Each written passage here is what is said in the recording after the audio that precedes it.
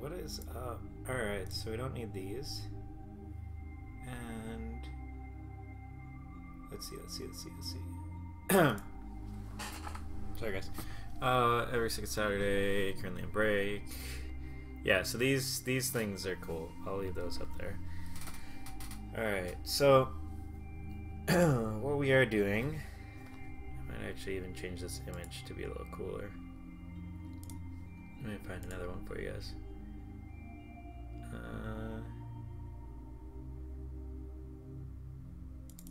Let's do characters. How about that? Wait. Oh, Jesus, it's huge. Alright, so I'll make a more appropriate image here for you guys.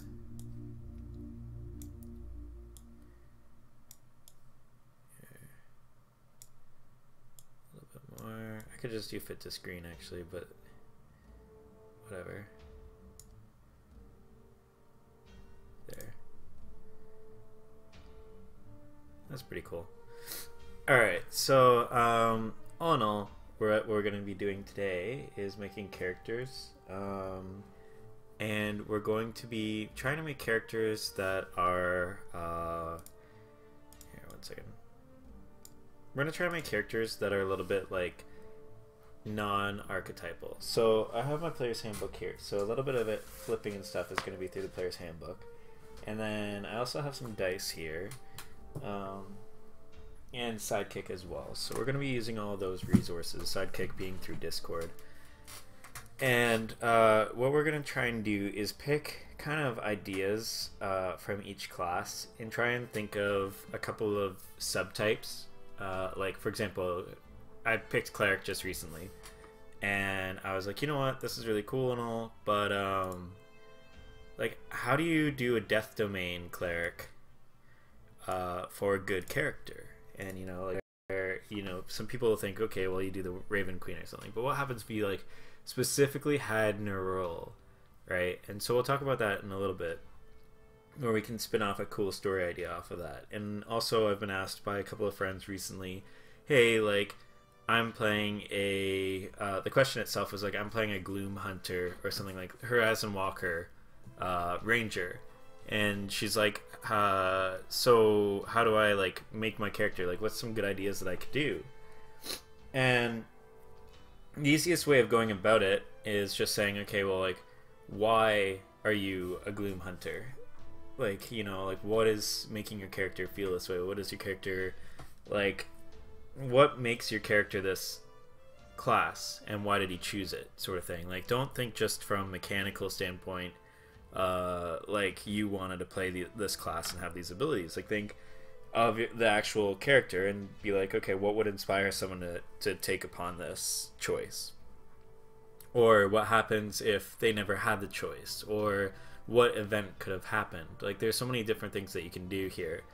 And so I kind of made an example for her using my bard that I'm currently working on, which is a Air Genasi. And he is a little bit of like an Indiana Jones, where he's an archaeologist who is kind of like the hands-on kind of guy. But he's still a bard, and he's still the type of person that's like not totally independent, and he's a smart guy that doesn't like dirtying his hands too much. So how do you combine those? And it's like, okay, well, he's the type of person that's going to hire a band of adventurers, or kind of like put himself with a band of adventurers and kind of have them do a lot of the heavy lifting.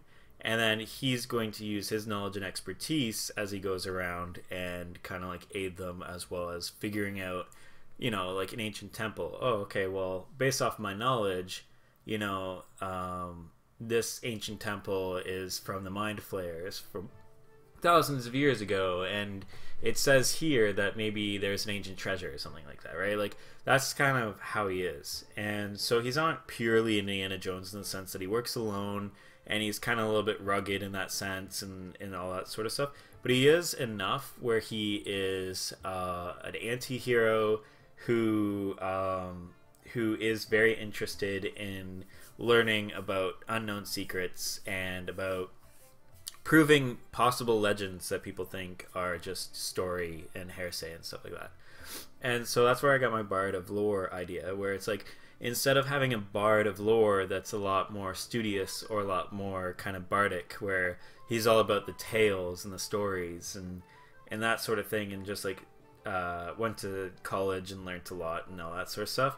It's more of a person who is actively learning secrets and actively trying to find hidden discoveries and to kind of in real life experiment. Hopefully this isn't causing too many problems here for you guys. Let me just double check this. See, it says that everything's going okay. Anyway, so that's kind of how I'm starting this all. I'm gonna open up chat here.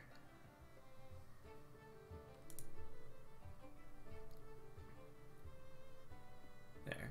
Sorry guys, I wasn't connected earlier.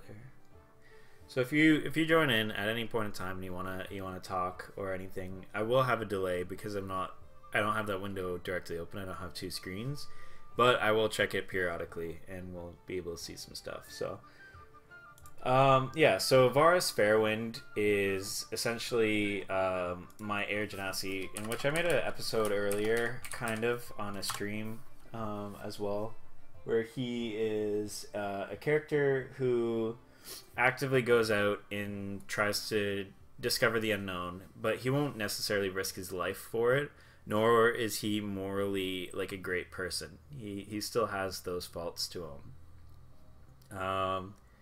He knows a lot about the things that he is interested in, but he's not necessarily the most intelligent person in the world, and he also doesn't like have a lot of knowledge in things that he probably should have.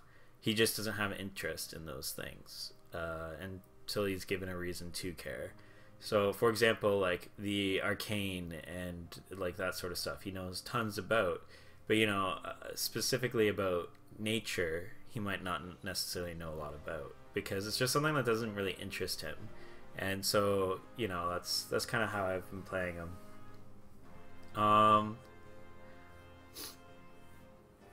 So that's kind of the Bard of Lore that I was going through. Now, if we can do this and pull up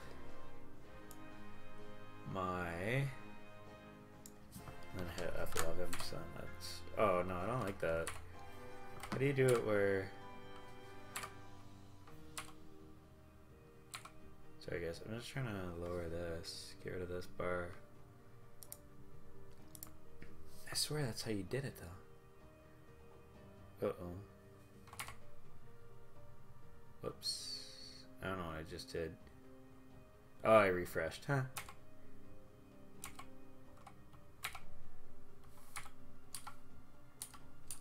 Huh. I'm not sure.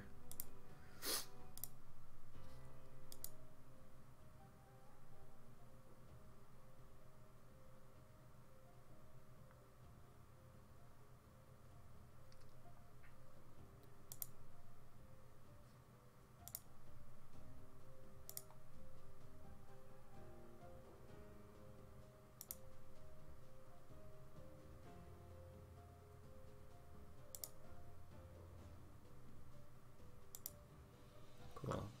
Alright. So we're gonna try and bring up this here for you guys. Add window capture.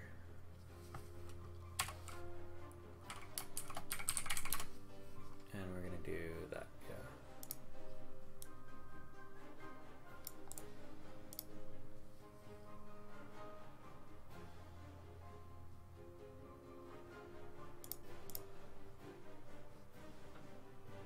Okay, so that exists, but it's not working.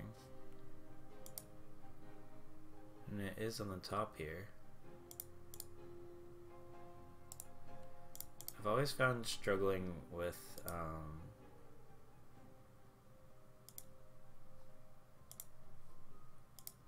I've always find myself struggling with window capture itself.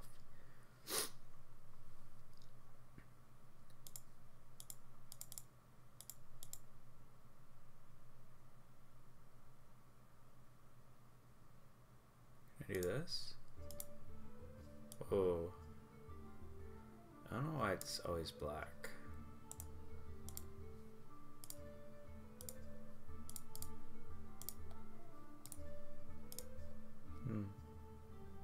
Alright, well, we'll figure that out later. I could just do this instead, make it smaller. Like this. And then I'll put image at the top. And then we'll do properties. Oh, get rid of this actually. Delete. Yes. And we'll do like window capture. Oh, I just fucking did it again. I don't know. Monitor capture.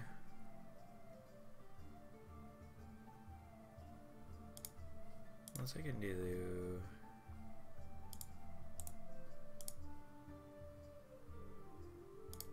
this.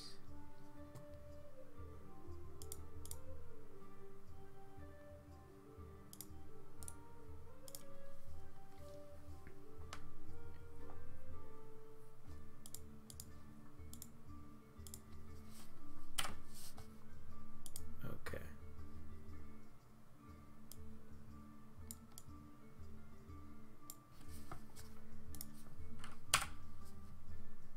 That didn't work.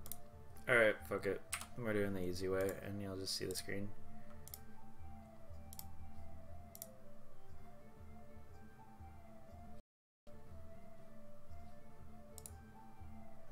And order, move down. There we go.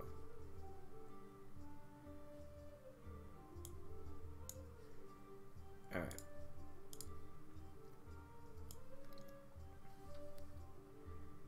So there we go. So now you can kind of see, what I'm talking about here.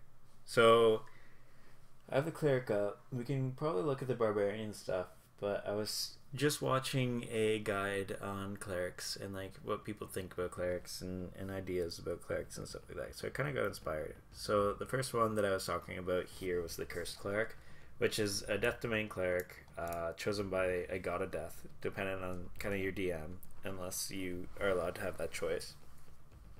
And they try and play off of your flawed character in hopes of coercing him into like dark deeds and becoming that like classic death villain, like death domain villain and stuff like that. So you end up waking up and becoming blessed by a dark deity who is essentially trying to challenge you and coerce you into being evil. And you, being an everyday Joe, over time, you try harder and harder and harder with this struggle of dark power within you, trying to like do good and doing this, like even to make it even better, you're doing it specifically to prove to yourself that you're not a bad person, even though you have been chosen by this person and you're flawed and everything else like that. So your acts of heroism aren't even like for a good reason. It's more of you trying to, like, in a materialistic sense, try and prove to yourself, like, hey, I'm not a shitty person, and that sort of stuff. And so that's kind of the trick here. Then we go on to the arcanely gifted cleric. I feel like this is a really cool idea if we're going to, like, you have, like, a sorcerer party member as well that wants to make a backstory with you. Or maybe you have like a wizard or anything basically arcane based, where you can try and make a backstory based off the fact that both of you had been chosen at birth for some sort of contest or some sort of like the god basically. You look at your backstory more of separate from you, and you're part of more of a community. So a god of like arcane or knowledge or some sort of magic ability essentially gifts many people upon their birth on a specific year time of birth, and all these people end up growing up and realizing that they have some sort of arcane ability, and they all are essentially potential champions of this god, and the arcane god wants to see what each person does with them, and that's kind of his little like secret test. And the more good deeds you do, or the more you do with these sort of abilities, the more potent they become, and the more attention you get from this particular god. And the reason why I was thinking this as a cool story is because it's a really good way of putting you and other arcane classes in your party kind of like in a similar story that might be really like inspirational for the DM if the DM is really down for that, as well as it also works really well with your leveling scheme, as well as like tiers and adventuring, where like as you do things in D&D and you're doing your campaign, like you're going to be getting stronger, and then also like your tie with your god is going to get stronger too, like with the divine intervention and stuff like that. So it kind of goes really well with the whole idea of a cleric and his relationship to the god, as well as tying things into arcane allies and doing a cool backstory, as well as giving maybe the DM a really cool play off of an idea and something that he can like really, or she can really like go into something cool and explore that idea. So that's kind of the arcanely gifted cleric that I was thinking of, is like he was born and so many people ended up being born with the gift, and everyone is kind of competing without knowing about it with the gift, and maybe eventually people find out, you know, like the more favored ones end up learning about this, and then word starts spreading and stuff like that, you know, as time goes on in the campaign. It would kind of like create this fun little pseudo competition, and also maybe even bring out cool NPC ideas for your campaign. So those are two that I kind of came up with right now.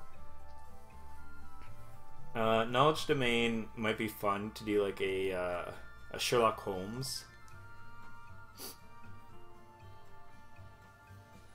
I'm just looking at it right now. Channel divinity to tap into a divine well of knowledge. You can choose one. Oh, that's friggin' awesome. You can just choose at any point to be proficient in something for 10 minutes. Read a creature's thoughts. And you can command it.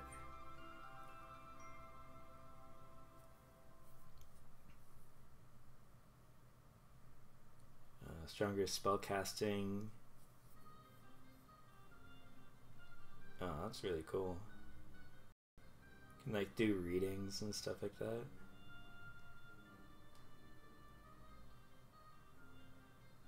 Alright, so knowledge is pretty interesting for a... It'd be fun to do like a almost like a mystery centric cleric there, where it's like you're doing investigations and stuff like that. So maybe doing like something like a Sherlock Holmes-esque character. But how would we put that in a typical fantasy setting? So you could be probably a master of the unknown, and someone that's like commonly called upon to investigate and to make investigations and stuff like that. Your party could even be your, like, this would probably be a smaller party idea as well, where it's like you have your Watsons, where essentially they're like people that protect you from maybe the more exaggerated unknowns. Like maybe some happenings are going on in a small town and people don't know what it is, and it's supernatural in nature. So they call upon you to investigate. And when you get there, you finally realize at the end that it's a poltergeist and you're all low level. And so, you know, you might be okay handling a poltergeist, but you have a band of adventurers here to protect you and, you know, to aid you in specific endeavors. So that would be kind of cool.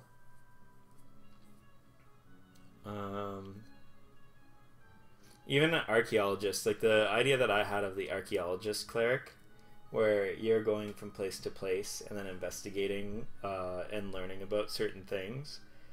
Knowledge is also really cool because you can do, say you ask a question, like a specific question, and then your entire journey is to answer that said question. Like, where did the mind flayers come from?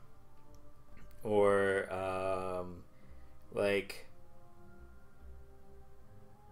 maybe you notice a detail that no one else notices. So, for example, maybe you notice that there has been a number of assassinations over the years on particular groups of people, and they all have one thing in common or something. And so then you start investigating into this, and it goes into a typical D&D scenario in which you're like going through the corruption and all the conspiracies and stuff. So maybe it starts out as a small hit group where there's these group of assassins that perform all the hits, and they have like MOs that are very similar to each other.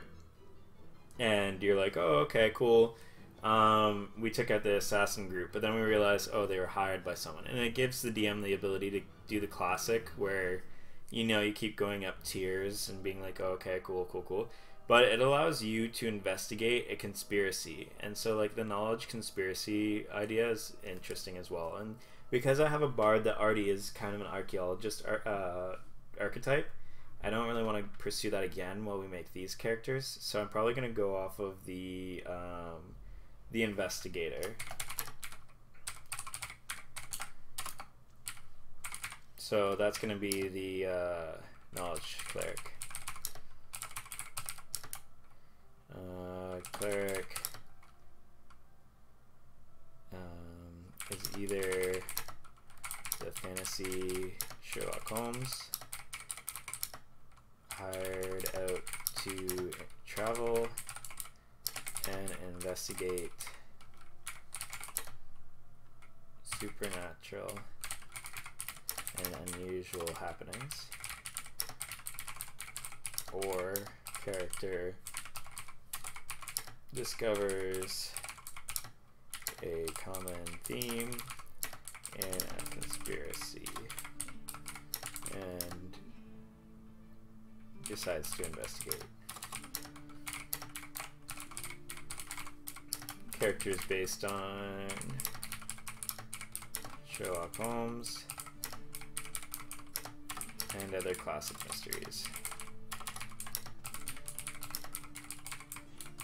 Now, this Sherlock Holmes would probably be a lot more of the Robert Downey Jr. Sherlock Holmes, where you're a lot more active and you're a lot more like in the kind of forefront of the action. So you're more of a little bit of an action hero.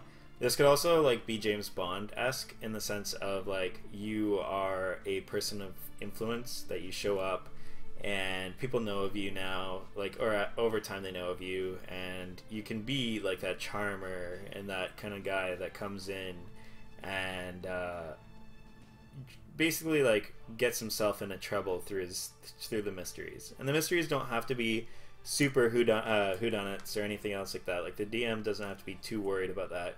It could even just be something as simple as like a vampire is terrorizing the town, and there already is very mystery kind of based things that happen. Like, what happens if the vampire takes a guise or polymorphs or has a place that he hides, and so without destroying where he keeps residing, then he's just going to keep coming back. And so when you think your mystery is solved and everything's solved and you start getting your reward, you realize that no, he's still around, and that sort of thing. So it kind of creates a less religious cleric, and really allows you to kind of have fun with your abilities, and it doesn't quote unquote force your DM to kind of play your way and make sure that your abilities are relevant, but it kind of encourages teamwork between the two of you, where you're presenting how your character is going to be dealing with problems.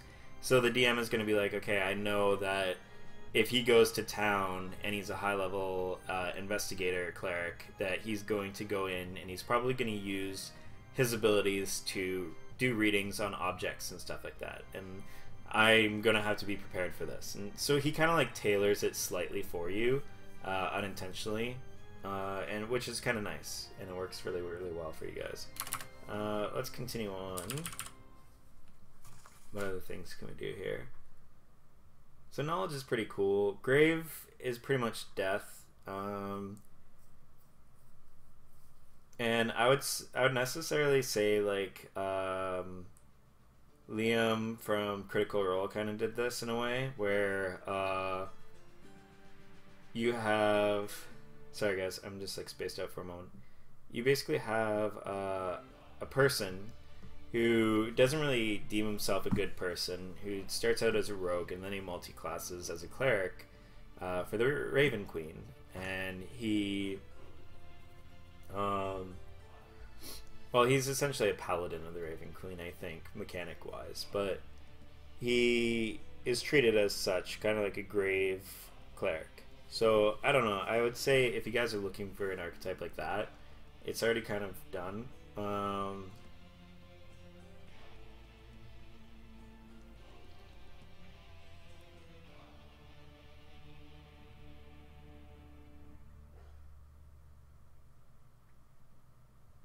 Trying to think of other things. I'm currently reading the Grave Domain.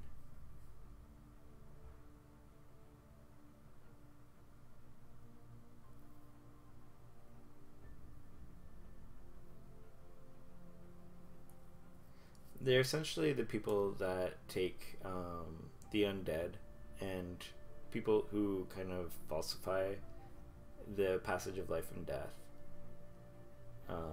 as well as allow them to kind of choose who can live and who dies. Kind of like a judgment thing.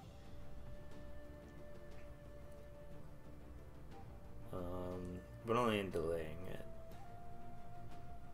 So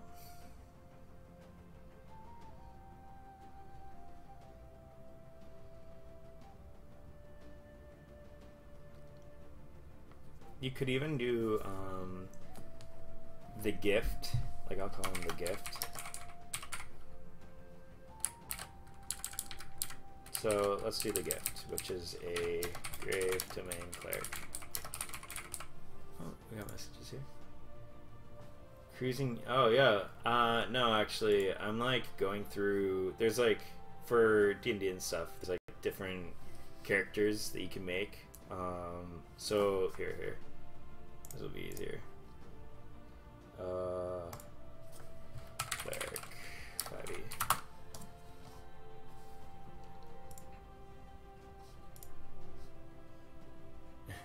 Yeah, I know.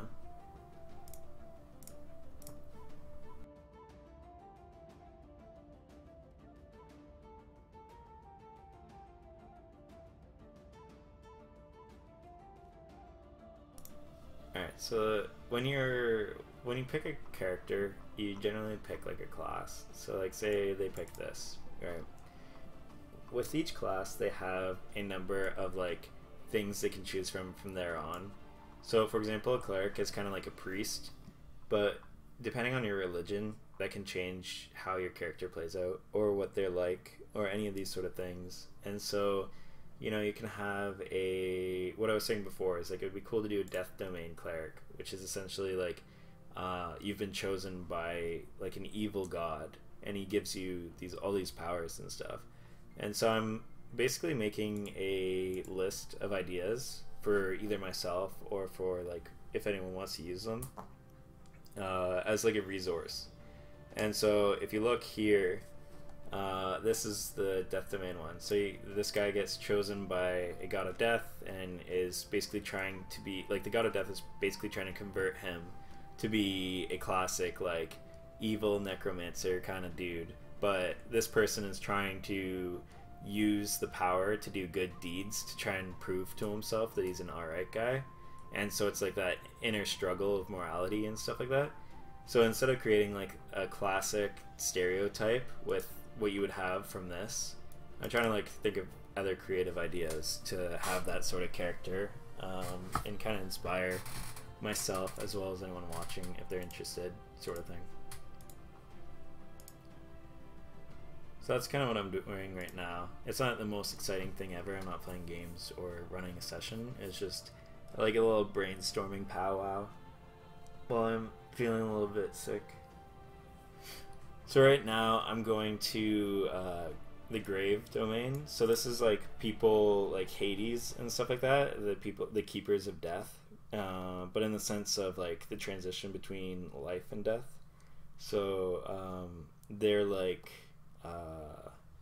if you found a way in my world to cheat death, these guys are the ones that will come knocking, because you're kind of butchering and perverting that transition. And so I'm just starting to work on this, but I think what would be cool is if they're also able to delay death in specific ways. And so you could do a character who, instead of being kind of the protagonist in their whole relationship with their god, or their whole relationship with their class and their stereotype and archetype, you could probably do one where they're a gift for other people, and so they are a protector, and they have been sent to a group of people who are untested, and they are kind of the ones that are supposed to delay the death of those people so then they can achieve what they need to achieve.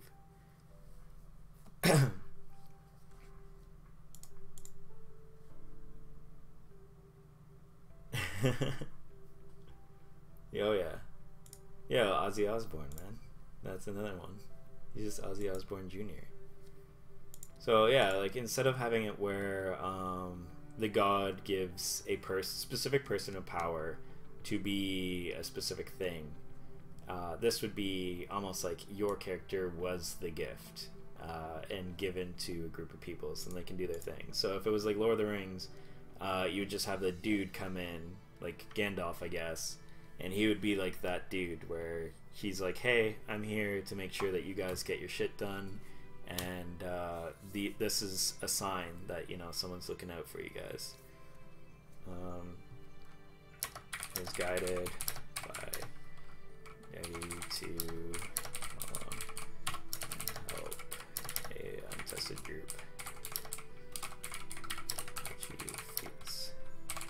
Nothing crazy exciting, but at least it's different from like the holier than thou, you know, priest kind of archetype, because that's like this one I'm going to immediately, because like clerics are like the most boring archetype ever in my mind, because like I feel as though like a crusader or a holy avenger or a goody two shoes, like all these sort of things are just not cool anymore. And if you go to like certain stories, a lot of like between what would you even say, like just before the 1990s all the way back to like 2,000 years ago, they're always like overly heroic dudes who can do no wrong, and they're just like classic Superman, where they just like they have an amazing internal compass and they're just great dudes all around. And nowadays, like, that's not exciting. So what I wanted to do is like create these cleric ideas where they might have some sort of relationship or gift from the higher beings, but like how do they go about it, or like is it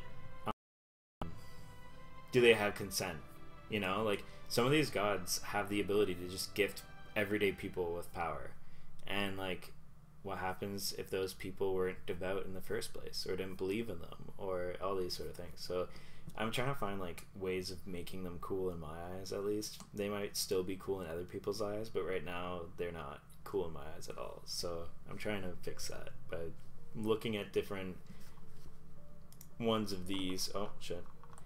I'm basically looking at different domains here and going, okay, well what sort of things can we do with them? Like Forge domain is pretty boring in general, and it's going to be a little difficult for me to make that into something exciting, because Forge domain is essentially like a warrior who heals and is all about he's about like the forge. Like he's essentially a dwarf. Like he's essentially worshipping everything that you think of when you think of like a fantasy dwarf.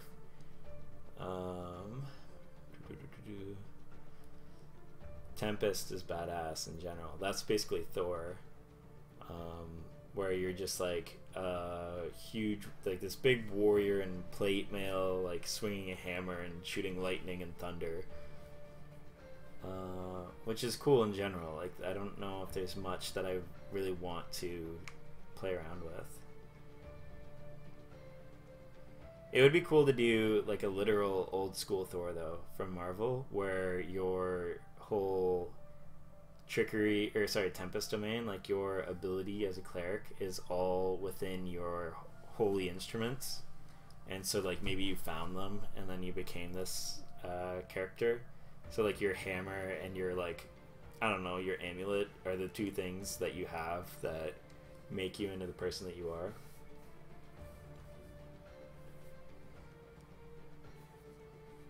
Also, it'd be cool if that was the case, and then have one of them get stolen by a villain or something. And then you have like a rival that has similar powers, and it's only because they stole part of what you had. That'd be kind of cool. I'll write that down real quick. There's not much to play off of there. Tempest.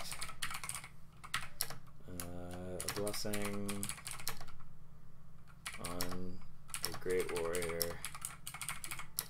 through an instrument or set of instruments granting power.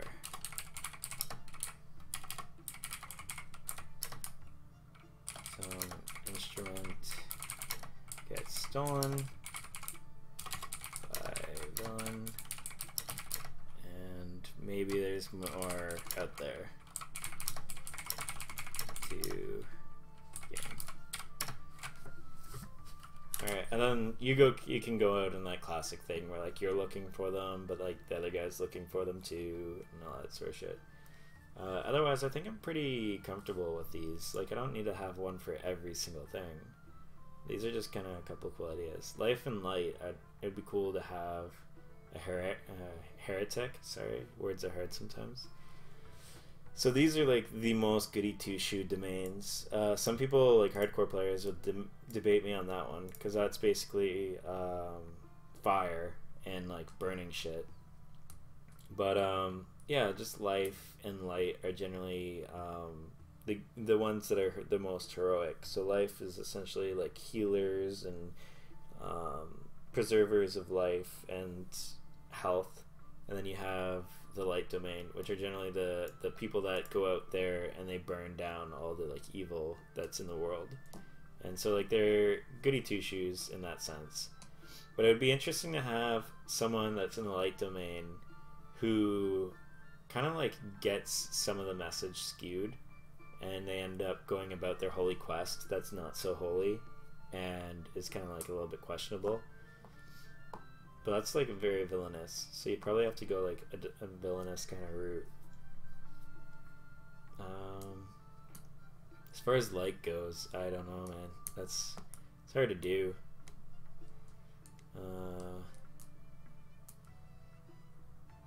Yeah, I really don't know.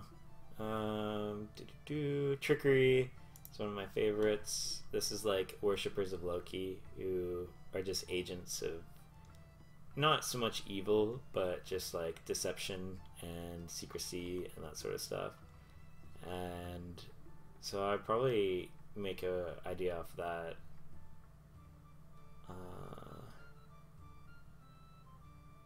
You could even have a character. This is a fun one because like you don't necessarily have to play in the realms of good or evil. Like you could just be straight up like your goal overall is to prevent a caravan of good people like delivering something or finding out something, and so you're doing something that's seen as villainous, but you're not necessarily evil, right? You're just trying to do the work of the person that you're worshiping and stuff like that. So like this one naturally is kind of a cool idea in my eyes, because you're not serving a god in like a priestish kind of way. You're more of like an agent of chaos, and on top of that, like you aren't, you know, super devout and doing like all these acts of heroism. You're kind of more so on that gray line, and like it's just very flexible storytelling wise.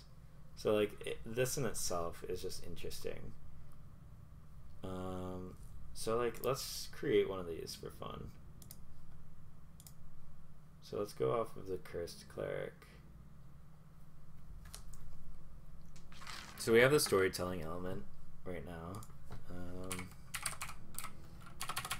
Damn it, I don't have my history, so Google Docs. No, Google Drive. Alright.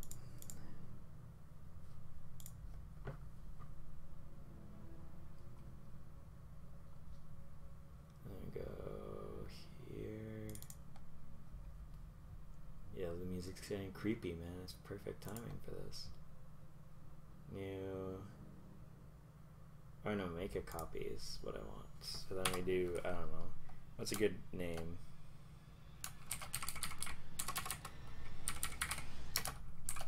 There we go. Whatever, fuck it. Okay. So now we have this character, right? We can go and delete all these. And we can start from scratch. Sorry for the keyboard strokes.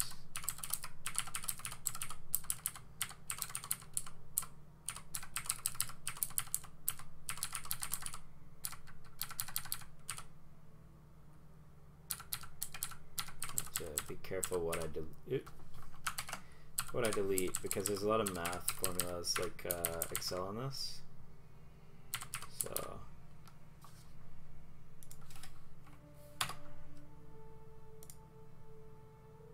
yeah, like that. You can see these aren't changing, which is a problem. So I'll just do -5, -5.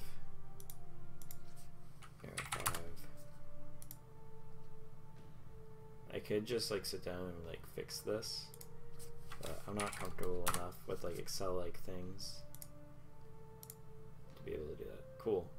So there we go. All right. So we have Dallas. Sorry.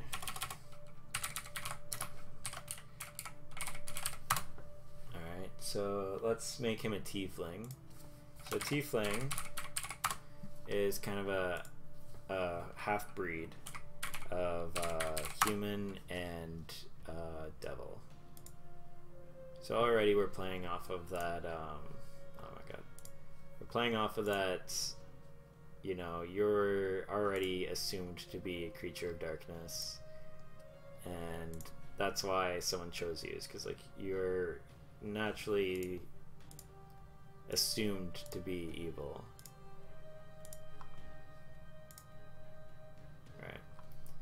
And it's hard for in some places because there's a lot of racism versus you and superstition. So maybe the god knows that and he's trying to convert you, and so that's why he chose you, is because like that's one of the many things about your flawed character, that you're going to be trying to be good, but you're going to get a lot of negative you're going to get a lot of like negative feedback even though you do good things. And so it's going to make it a little bit difficult. As far as background goes, you wouldn't be so much of a backgrounds 5e. You wouldn't be so much of an acolyte because you're not really following that.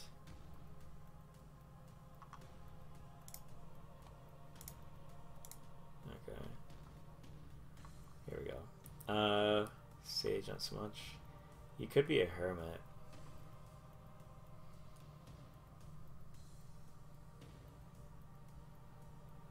Charlatan, gladiator.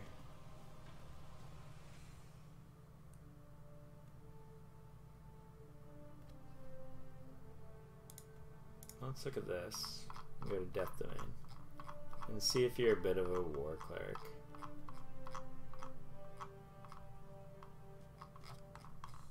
City Death. Okay, cool.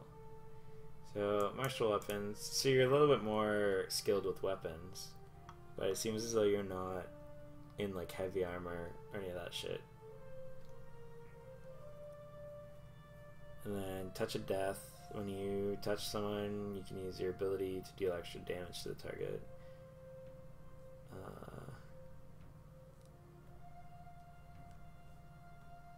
Ignore resistance to necrotic. That's pretty good. Extra damage. So yeah, we could make this a character that's a little bit more of a reaper than so much of a like a classic warrior. So you're not gonna have like a shield and a hammer or something. You're gonna have like dual blades, and you're gonna be quick and like and skillful, and you just like use these strikes to slowly whittle someone down. So a background could be criminal, because that already, in that sense, you're going in a sense of redemption, and you already have a negative connotation towards your character from everyone around you.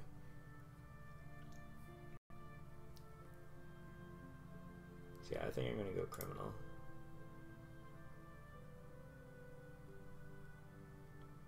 And the cool thing about criminal is I can choose either maybe my character is a straight up criminal, or maybe he was just like falsely accused because of his race. And I'm just gonna put question mark because I don't really believe in the whole alignment bullshit. As well as this character is just really fucking complicated. So I'm gonna roll now. So these are going to be my stats. Okay.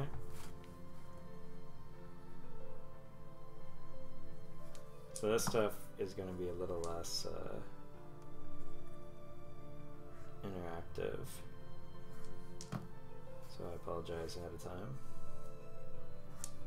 But I'll try and make it quick. So 11, 15.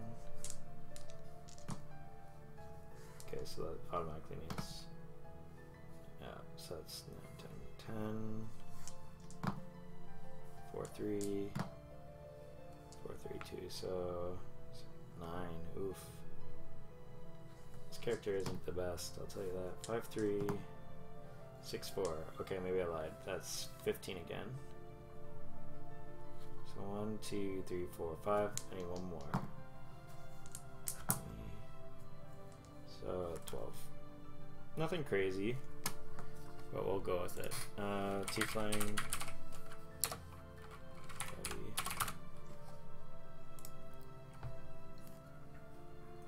So you gain 1 intelligence and 2 charisma. Nothing crazy for a cleric, but it's really good for going off of my background, and that's the important thing. So we have 15 here. We probably want 15 here. And then, so those are my 2 highest scores. The reason why I'm doing that, in case anyone is newer that wants to create a character like this, wisdom essentially is what all your spells and all your necromancy and all that dark stuff that comes out of your character and all the god's gifts are going to be based off of. So the higher this is, the better off you're going to be. And that this is basically what keeps you alive. If you're poisoned, it's how you resist your poison. If you're in like really rough environmental situations, that's usually what, you know, how much of a fortitude you have for things. It also affects your amount of hit points and stuff like that.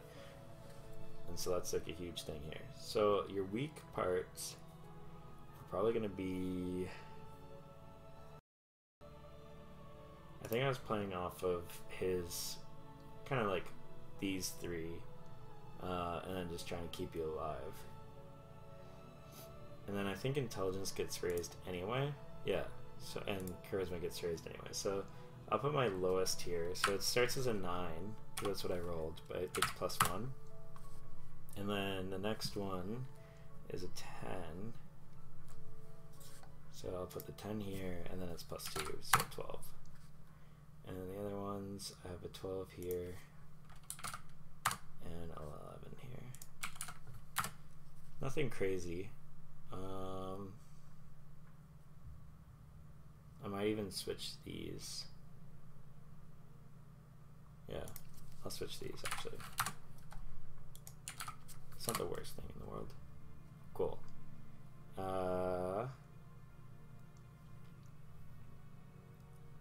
So those are my stats, except for this, because I have to manually change these, because I broke their formula or whatever. That's not too bad in the end. You have a lot of average, except for wisdom and dexterity, you're pretty good at. So what we can do from here is look at the cleric, or the criminal, sorry. And you gain Deception and Stealth as proficiencies. So here we go, boom. Is this broken? I guess. Oh no, I have no proficiency in here. What level is he gonna be? Let's say 6. Oh, sorry, that's my level. Oh, my proficiency. The 6. So that changes a few things. Proficiency is going to be for level 6. I need the chart. +3. So under here we put 3. And now, yeah, you can see deception goes up. Survival should not be proficient in. So there, cool. Stealth should not be proficient in. And these I need to get rid of too.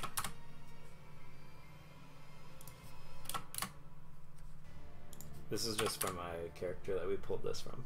Okay, so everything should be the same except for this one here, because that's what I raised. And stealth, which I deleted, but we can increase that again very easily. Cool. The very next thing we do is tool proficiencies, one type of gaming set and thieves tools. So we write down under notes, proficiencies, thieves tools. And I don't know, let's say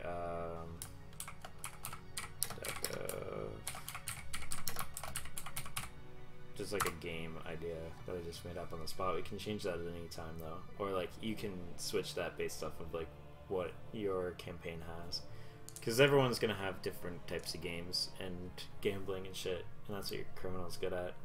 And you have a crowbar, set of dark common clothes including a hood, and a pouch containing 15. So you go here, 15, equipment, crowbar, dark clothes, hood, and belt, essentially. Cool. So that's what you get just from being a criminal. And then there are many kinds of criminals. Choose your role that you played in your criminal life or role. So I'm gonna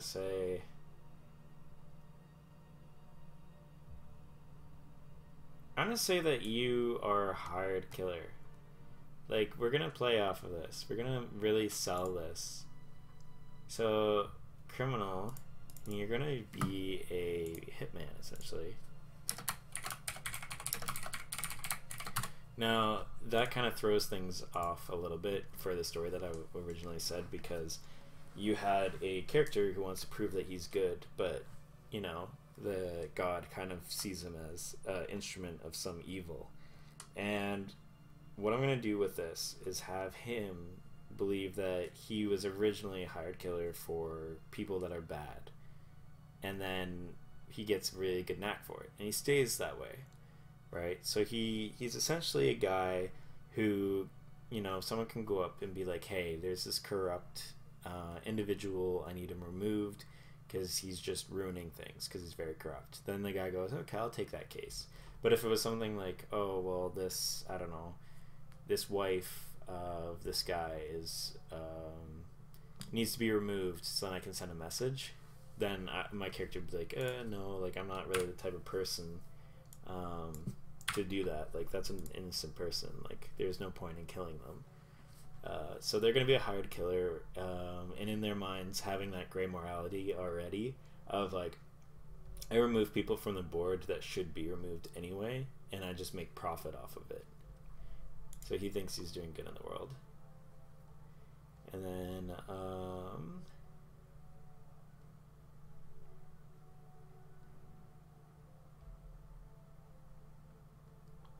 yeah, I could also do a spy, but I'm not going to. Criminals might seem like villains on the surface. Some have an abundance of endearing, if not redeeming, characteristics.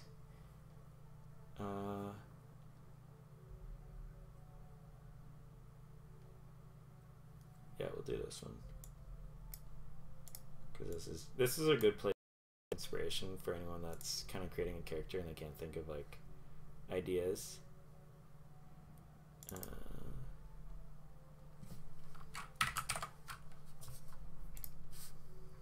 So we have that one, and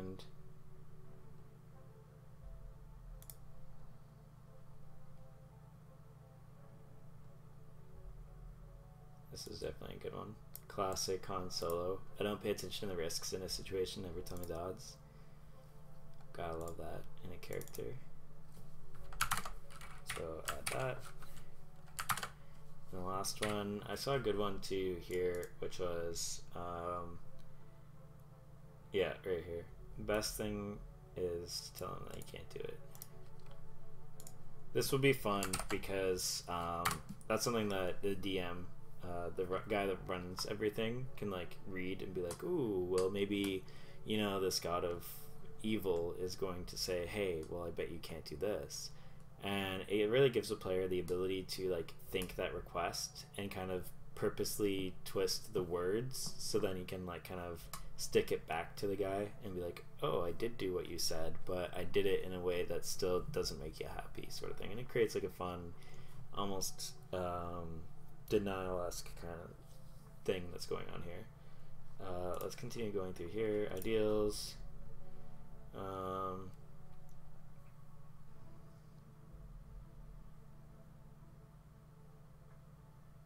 Definitely this. He has to believe this, because if he doesn't, then he's doomed. So, and also I had another one here that was freedom.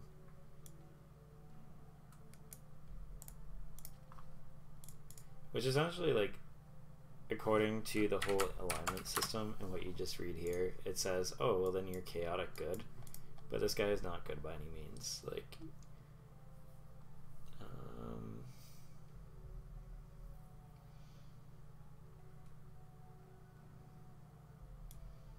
we could do this one.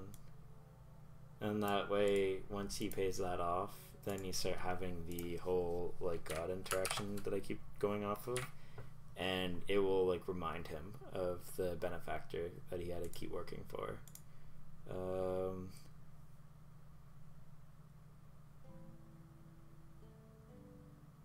I don't really have any of these other things though. Maybe like a forgotten Phelan that like has no idea what's going on with him.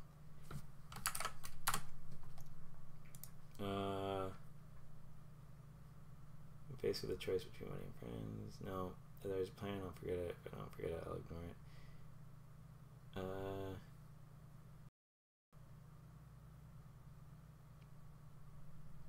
Wait, what's going on with the music?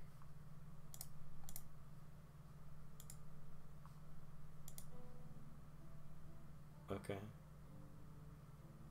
That was really weird. Alright.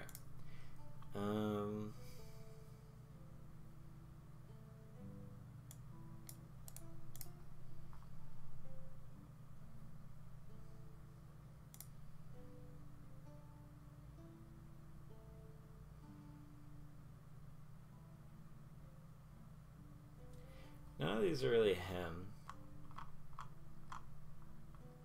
So we'll figure that out later. But yeah, so there is the criminal. Like, you have a decent amount already down for the criminal. And then we can choose these in a moment because you're level 6. Next thing we need to do is go to cleric. Oh, my bad, it's right here. Alright, and so we'll go to the original part of the cleric. You go, okay, so this is where I got the +3 from. And you have 4 cantrips, you know, that sort of shit. And we'll do that last. In your ability, score improvement, which I was thinking about. Divine Domain, which is death. All those things to write down. And your second feature.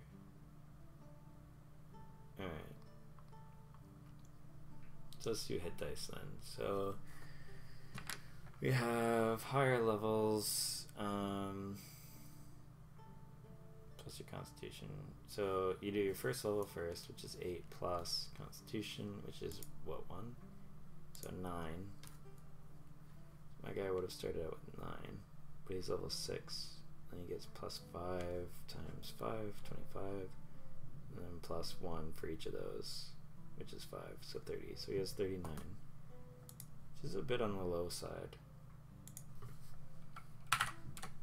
And that's what I mean about the Constitution thing. If he would have been 45 instead of 39 if I switched these again. But it gives me 12 automatically and 2 here. Is this still on here? Yeah. Get rid of that. Cool.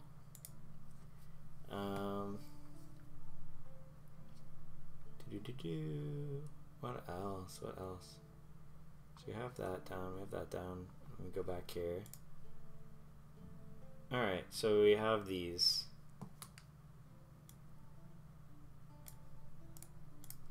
Let's just put them down on this page immediately. Alright, so I should have done it on the other side, but whatever. Forget. Cut. Paste. And then saving throws, wisdom, and charisma. So we go here under saving throws. Alright. And then we go choose 2. History, insight, medicine, persuasion, religion. So because he wasn't really an acolyte, he wasn't really someone that like follows these sort of things. He's someone like an everyday kind of person that's a little bit more on the thiefy kind of criminal-esque side. I would say that he'd probably want things like insight, persuasion, that sort of stuff.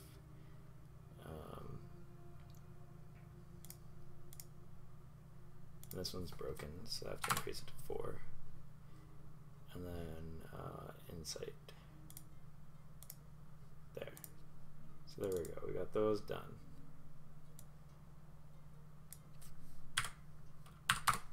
And then we go back to it. We go your equipment. So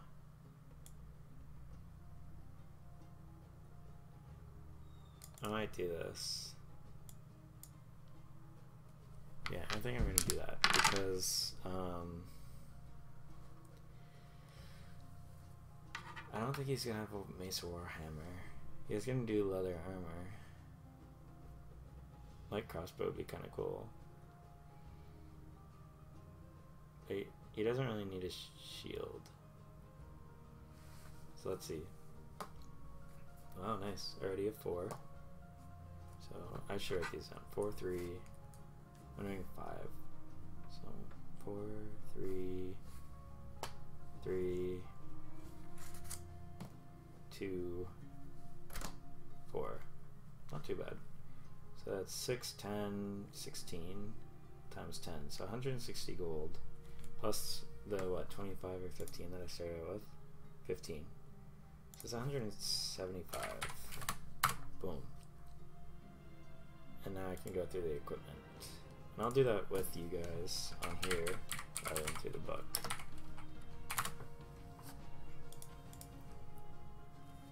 Here. Oh my god, no, please.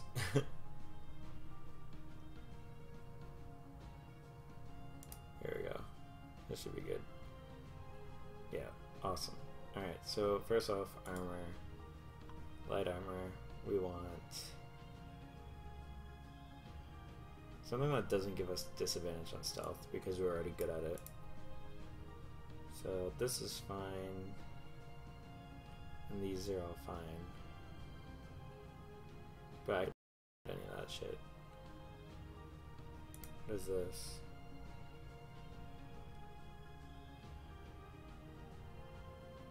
That's kinda cool.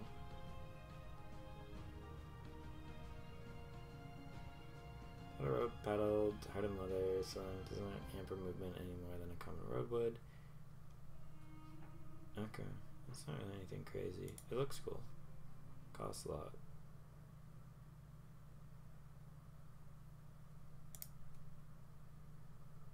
Leather scales, remain flexible set armor that develop protect those in noble blood during honorable duel. Isn't there like normal armor?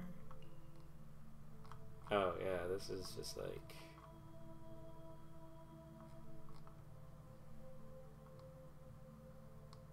modern. Oh, this is like for futuristics and yeah, okay. Well then we're gonna just go off with this. This is homebrew though. Can I just get regular?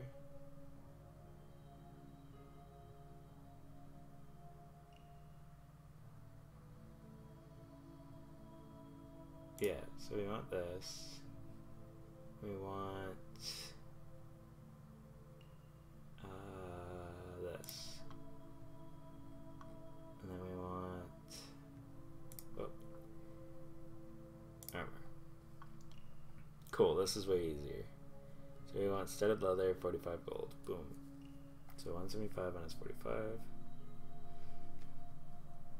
Alright, and that's 12 plus my dexterity. So 12 plus 2. So I'm at 14. Which isn't anything groundbreaking, but hey. Unless there's medium armor, that's pretty good. Medium. I could do breastplate. Doesn't give any disadvantage. And it would put me up to 16. Or chain shirt. Actually, chain shirt's way cheaper. I might just do that. 13. That would put me up to 15. Yeah. My bad. So, chain shirt. Chain shit. And that's 15. That's pretty good. Alright, and then we go back to this, and we don't need armor anymore. So we go back, and then we go weapons. Now my guy is good at what? All simple weapons. So we're gonna have to look at simple here, otherwise things are gonna get difficult for me.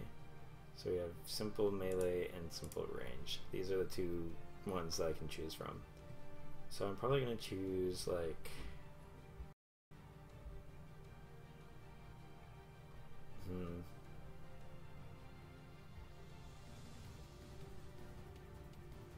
these are all ridiculously cheap. So these aren't necessarily things that I would enjoy using.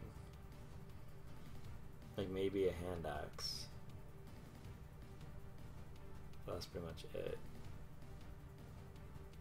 And like the only thing that I have here is dagger. And I have to remember that my character is way up on the dexterity and way low on the strength. Well, not low, but average. So if you look here, it says finesse. These are kind of the ones that I want. So finesse is, I get to choose which one I do. And then I'll always just choose dexterity. So I need finesse, which essentially is just this one. So I want to somehow unlock these ones, because then I can go down and go, okay, finesse, finesse, finesse, rapier, cool, way stronger, scimitar, cool, you know, like short sword, cool, you get a lot more out of that, even a whip. So definitely gonna go find that sort of stuff. So if you're a little bit more experienced in these sort of things, then you'll know feats. And so we can go into this and be like, okay, cool, let's find a dual wielder probably. Because we want to be like moving and we want to be able to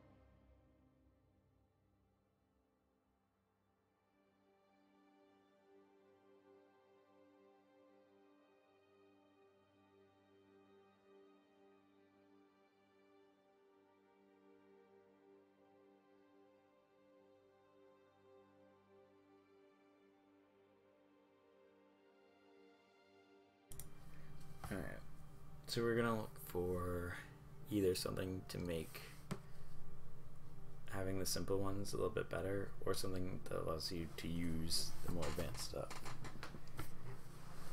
So this is pretty good right here.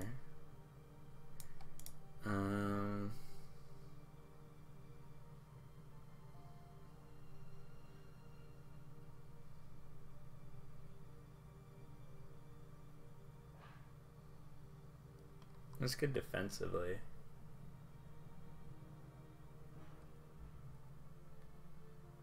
I don't think I get multi-attack though, like some of the other guys do. So I would just be doing the 2 attacks. Unless I went into like a little bit of fighter or whatever, but that's really not the point of this character anyway, so.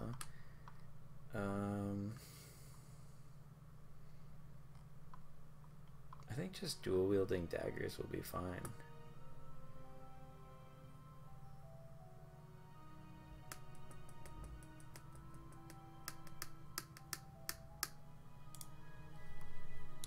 Let me just double check some of this stuff. Because Great Weapon Master is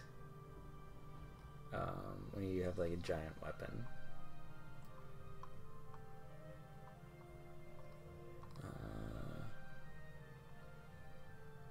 Oh yeah, this is just superiority dice, moving faster.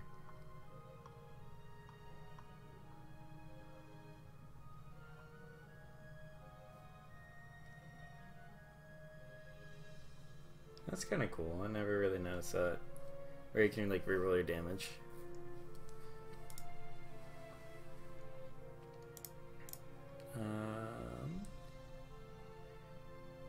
3 skills or tools of your choice, which is nice, but it's not exactly what I'm looking for. Because I'm pretty sure those tools don't include weapons. So like I could probably be a ranged fighter, like a sniper. And that's what I'm saying is like I'm not being like a typical cleric. Like if you look at up cleric, alright, and then you look at images, they're all like pretty much the same. Where they're all up in their chainmail, and they got their hammer, they're like devout warriors, that sort of shit. I'm looking for things like a little less that, and a little bit more, I don't know, roguish, criminal, like a guy that's been chosen that wouldn't necessarily be that way. So we'll think of something here. So like even an archer, you wouldn't have anything amazing come out of it, but where death domain shit happen. Because when we look here, it says when you do, I think melee attacks, yeah. With a weapon attack, you can cause it to deal extra damage. So that's nice, that when you do it at range, you can choose to deal extra damage. But the touch of death, you have to be like right in their face. I think I only get 1 channel divinity ever. Let's see. This shit's difficult. Alright, second level you learn 2 abilities. Turn Undead and the one that I just read, the Death's Touch or whatever. When you use it, you choose which effect, and then you must finish a short or long rest to use it again. Second level, or 6th level, which is what my character is now, you can use it twice per rests. So I guess that's not too bad. Before I was like, ooh, this is pretty rough, but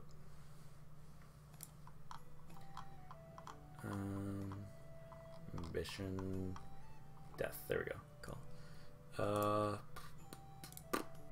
This is difficult.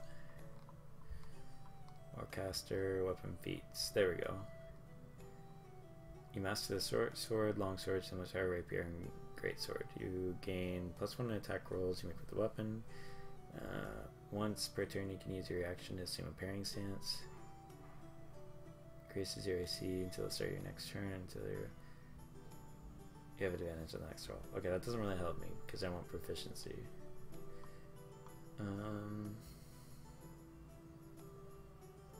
This is all like axes and shit. Is there any... There we go. You practice extensively with a variety of weapons, gaining the following benefits. You can increase your strength or dexterity by 1. You can gain proficiency with 4 simple or martial weapons. Okay, cool. So we'll do that. Because at level 4 you can choose one of those. And then you go under features, feats, and you go, what was it? Weapon master? Yeah, weapon master. So you go here, weapon master. And I can choose 4 to be proficient in. So we go back here, we go, okay. You can choose 4 simple or martial. So martial, we go, we want everything that has finesse. So rapier, maybe not. Scimitar for sure. Short sword. Oh, it's versatile, sorry.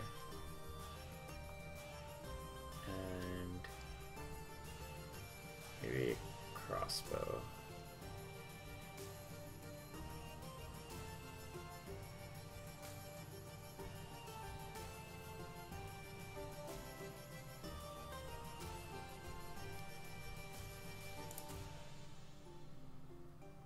I can take the rules of crossbows though, but whatever. So yeah, we'll do, what was it, short sword, scimitar, and that maybe like something a little more complicated, like one of these. So we go short sword, scimitar, longbow, and hand crossbow. Let's say nothing crazy, but there we go.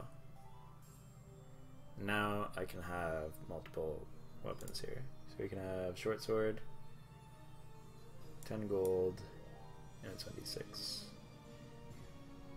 So you have 2 of those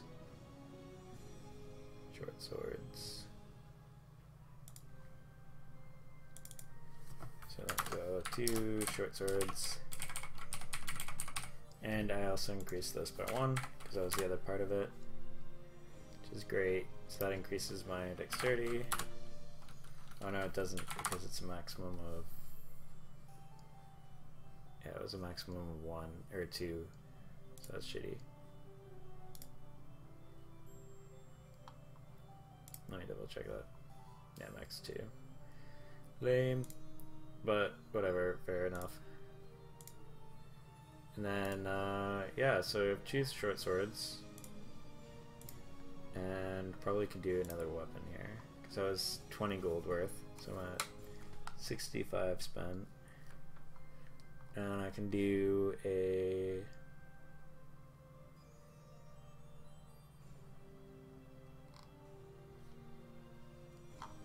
Can I go up here and look up loading?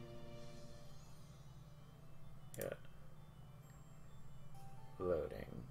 Because of the timing required, you can fire only 1 piece of ammunition from it when you use an action, bonus action, or reaction to fire it, regardless of the number of attacks you can normally make. Oh, okay, that's not too bad.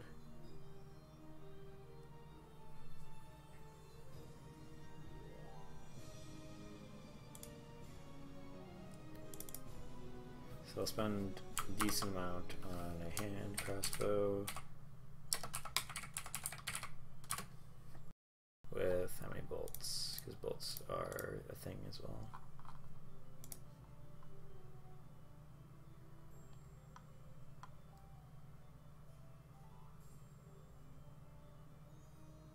I'm gonna go please say 100. It's not something that he needs a lot of. So I'm at 70 now, so I have 105 left. So my character is looking pretty good. He's got his chain shirt. under his dark clothes that he has a hood on for. And then he has 2 short swords that he mainly uses in a hand crossbow if he needs to pull it out and shoot it. Which is kind of like a pistol, essentially.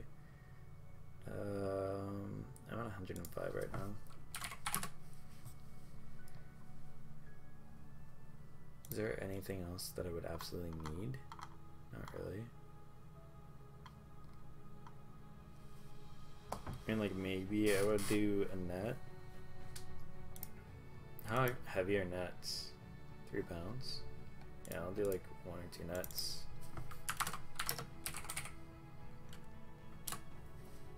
So that was what?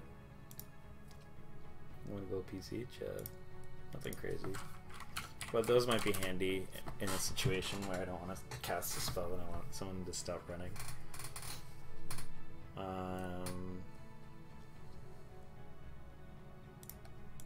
As far as other items, I don't know. Benching gear. Probably poison if I can get some.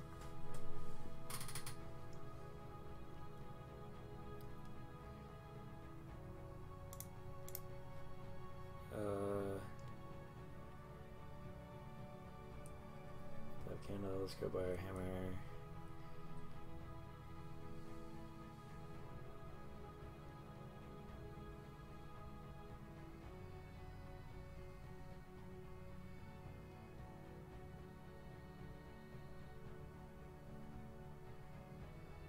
I'll probably just do a burglar's pack.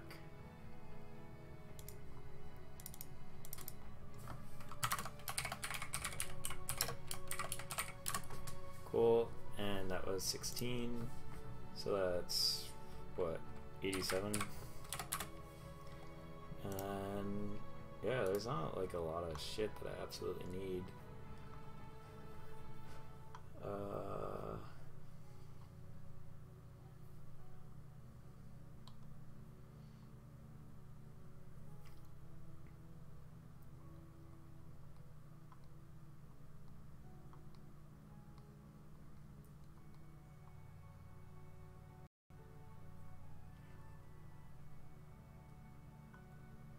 Is it like basic? Yeah, poisons. That's all of my money though. Even then. He uses poison to coat 1 slashing piercing weapon. Applying this poison takes an action. Creature hit by a poison weapon must make DC 10. Retains potency for 1 minute. So that's like pretty advanced for my guy right now. I do not have a lot of money. So yeah, let's not do that.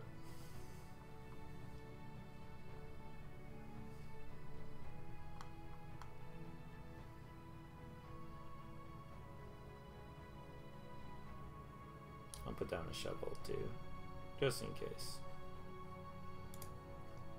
And that puts me at a nice number. Cool. And we go into the whole proficiencies things. I kind of did that already, I think. It was insight and deception, and then persuasion and stealth. And that was pretty much that.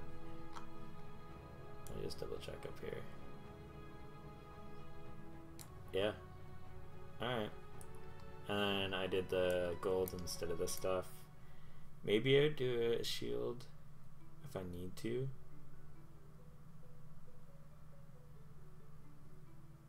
But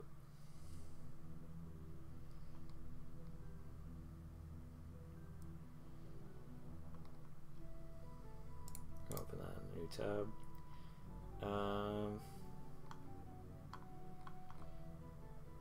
I guess that's that. Yeah. I'm 6th level, so we can do the multiple ones. I don't need this, please. Thank you. I want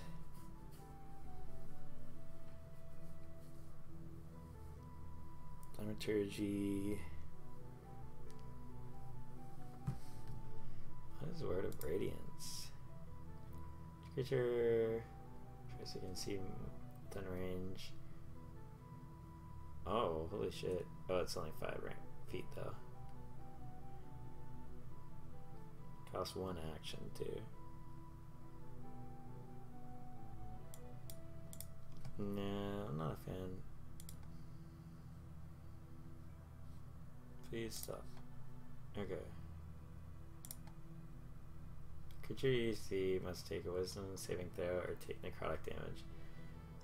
If it's missing any HP, then it's increased. And then it's also increased when they reach higher levels. So yeah, this is probably definite for me. So we're gonna go to spells. I'm gonna break all these.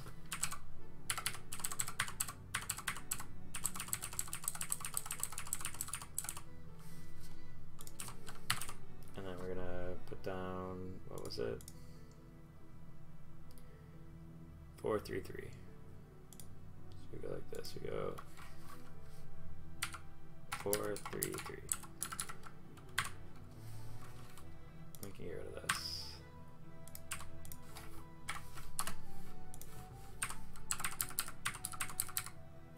Alright. And then wisdom is the number 1 thingy, so it's +2. Shit. Okay, 1 second, I gotta pull that out. Spellcasting. Modifiers 3 +2, so +5. And then this is probably 1 lower as well. So it's 8 +3 +2. So 13. And then this is 3, I think, was what I had. I think it might be 2 actually. Oops. There. I'll figure that out in a moment. So Toll the Dead. And then we do the 60 feet. And that's that.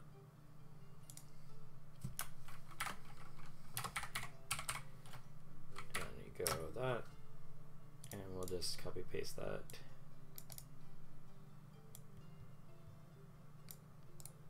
Copy, paste, done. And then we go to the other ones.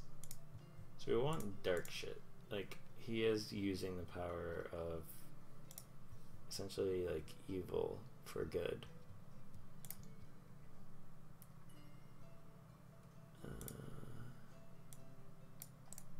Copy. Heard good things about that one. Oh my god, formatting. Fine. Thaumaturgy. Boom. Alright.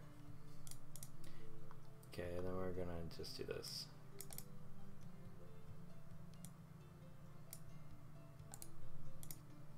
This is basically, when you cast it, you can essentially pull a Gandalf and like make dramatic shit around you happen to like intimidate people or whatever.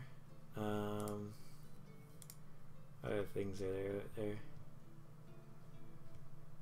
Sacred Flame I've heard great things about.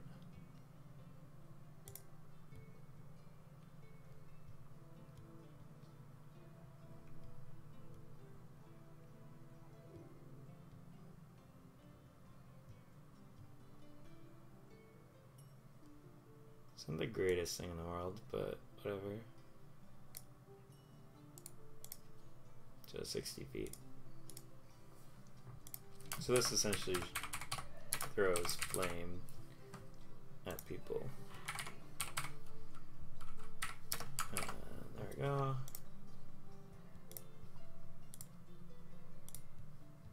And it's increased by 1 at level 5. So if I didn't put that down, it's this. Cool.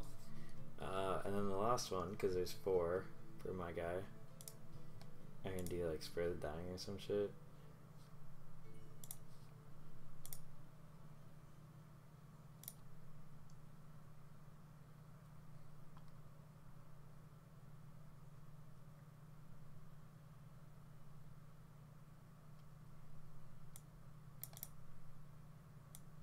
It's whatever. It's not anything crazy, but hey, it's pretty cool.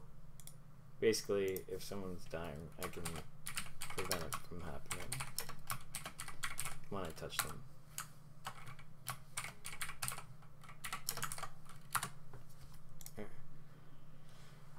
For me, these I can use as much as I want. They don't actually tap out any of my magic power, so like that's not the worst thing ever.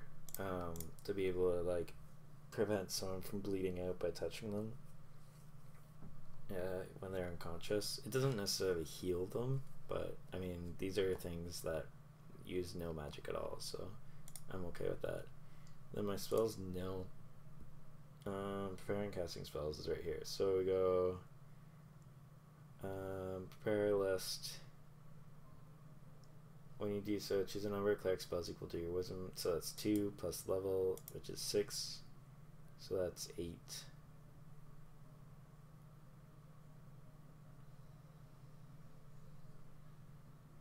And I can change them at any time. So this is something that's a little complicated, but whatever. And I'm gonna have my holy symbol be a mark. So I'm gonna put that down in quotations. Mark of neural or whatever. For now, I'm just gonna put neural. Cool. Features. Mark of neural. A mark on the chest that is used as a holy symbol.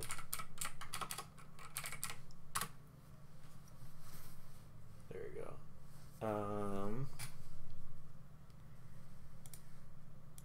So now we go to the first 3 levels, and we go necromancy, inflict wounds. We want like as many necro spells as possible. There's gentle riposte. For the duration, target's protected from decay and can't become undead. Oh, that's not anything crazy or exciting. My character is about creating death, or like supposed to be about that. Blindness, deafness, maybe. Then you have all the cool shit there, which is unfortunate. But alright, I get 3 spells, so I'm gonna say animate dead. I have 8 spells, and then 3 spell slots for third. This is like complicated shit, but I'm gonna do 1, 2, 1, 2, 3, 1, 2, 3, I think. So I'm gonna do animate dead. And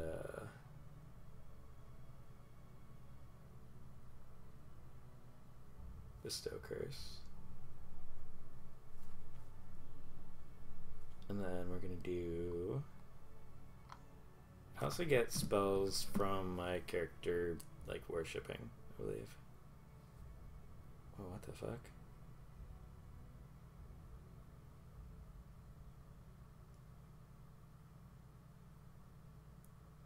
Oh damn, what the fuck?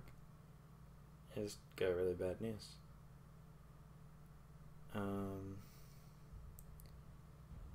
Okay, death domain.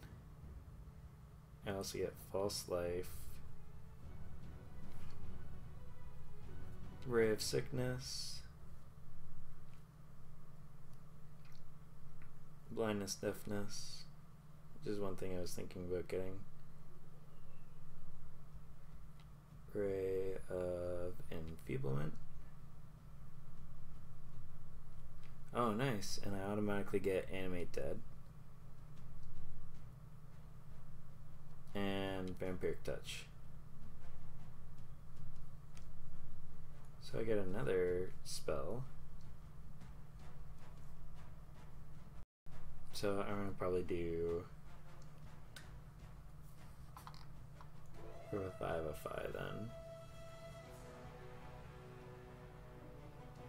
What is this?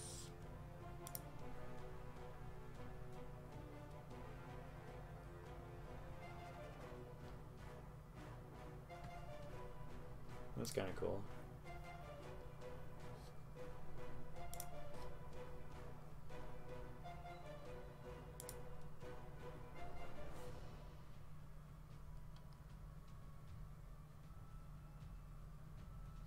I'll probably do Beacon of Hope then.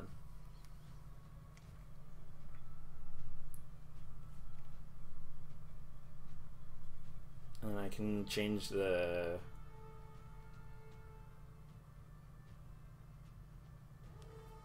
Wait a second.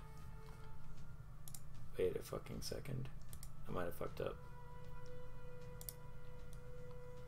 I did fuck up. Shit. Okay, so I don't actually need this. I spent a long time on it, and I didn't even need Weapon Master. So that really sucks. No, as soon as I learn this thing, I automatically get that. So instead, I'm probably going to do...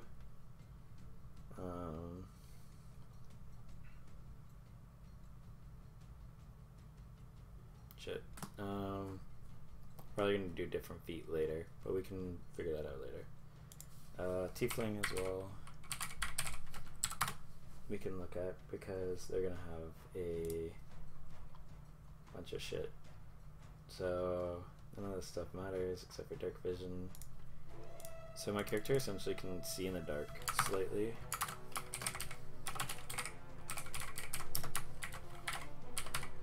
So there we go.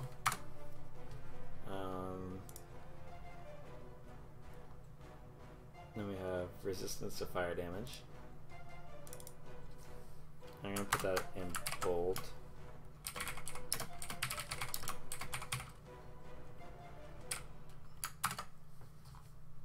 I already know this automatically. I can cast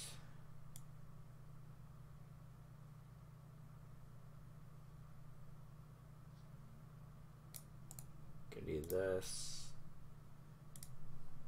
I'll put that in bold further down and call it additional spells.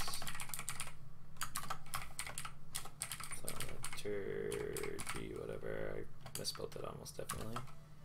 And then these. So I'm going to do delete the flavor text.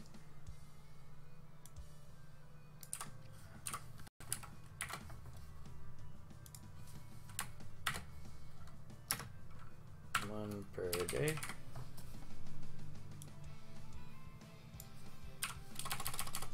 This is kind of cool. Let me get rid of here. You can go darkness. And I mean, this whole thing just means one per day. And then we go like that. So that's cool. The song's dope for a free spell, or for a free song.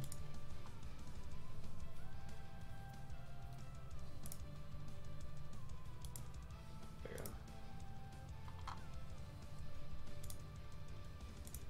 go. Alright. So those are things for the Tiefling. Then we can do Common Infernal for languages, which I gotta put down here under notes as well. Languages, Common / Infernal. And then we have a subrace from this. The traits of the chosen subrace replace the ability score increase in Infernal Legacy traits. I like the increases though, so I'm okay with that. And then we're usually chaotic in mind, so I'm gonna probably say he's chaotic neutral and he's just conflicted. So there we go. 30 feet. Hit die is 1d8. And then yeah, AC is AC there.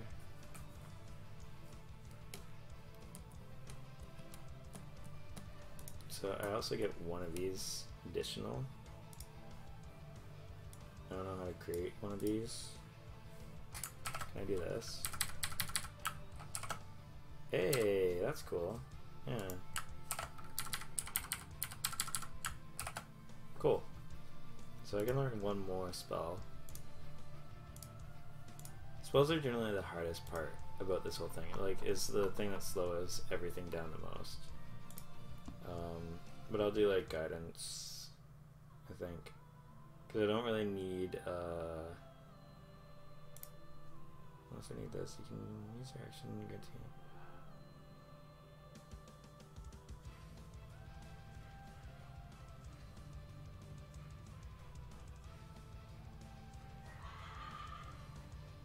Sure. Yeah, for a free song, like non-copywritten song, this is pretty cool.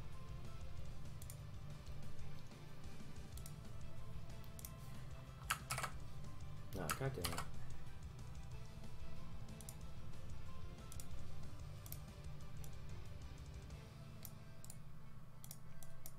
I am just failing miserably right now. There we go. This should be okay now. Yeah, I took all the formatting and shit, so whatever. Resistance. Touch, I believe, is what it said, and then it's, yeah, you just add 1d4 to saving throw. 1d4 to saving throw. Duration is what, 1 minute? Yeah, and it's concentration. So I'm going to put in bold C, bold, for 1 minute. And then I'm going to have this bold on top of whatever it is already. Can I change the color of the box here? Oh, I'll add a comment. There. So that's the spell there, and then yeah, we get 3 of these. So I put Bestow Curse, and then I picked Beacon of Hope. So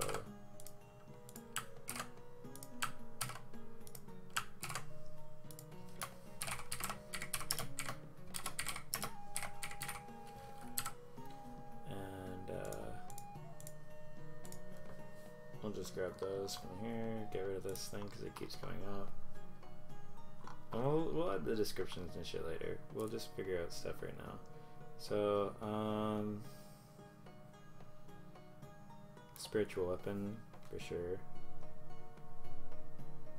So let's write that down.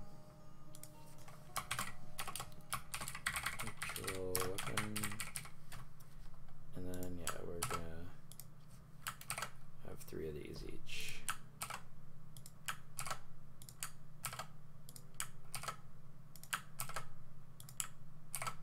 Cool. And yeah, what was I saying? So we have spiritual weapon. 10 minutes. Jesus.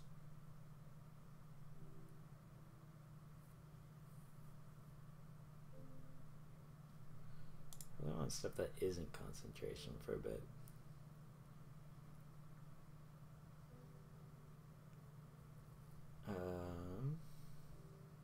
Blindness, deafness is automatic. What is this?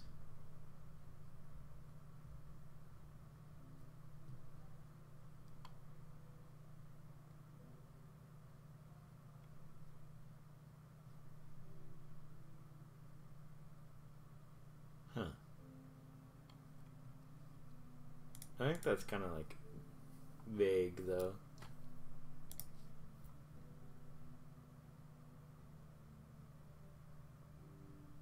I've heard good things about aid.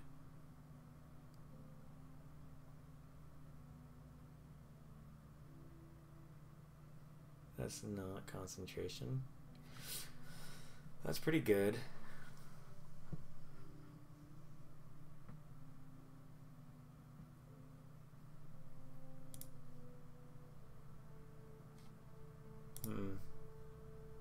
I'll say lesser restoration, because that's just like kind of an important one. And like these sort of things actually work well with the character, because he controls kind of like those of death are essentially manipulating life energy, so he can manipulate life energy in a positive way. What are some concentration spells I can look at for this?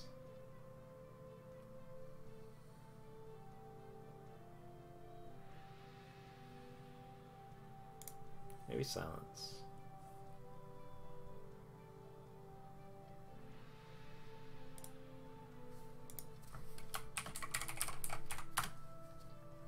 Be a fun one to play with. Then we go through our first levels, and we go probably through something like sort these by concentration first off.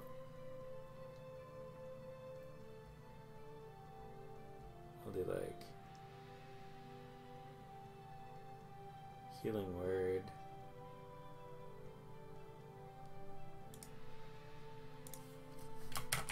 So healing word. We'll do inflict wounds probably. Make a melee spell attack. On hit, they deal increased damage. That's a heck of a lot. It could just be anywhere between 3 and 30. That's still crazy. Yeah, let's go for it. And then cure wounds. Cool. And none of these are concentrations, other than Beacon of Hope. So that's kind of cool too. It's like, I think silence actually was a concentration. Double check here. Silence was second level or first level? Second. Yeah, it is. So I go back here and I go, hey, write a comment, and we're gonna put CONC dot. There we go. So we have those two and this. CONC dot. And then the so curse might be as well. So let's just double check that. Yes. Okay.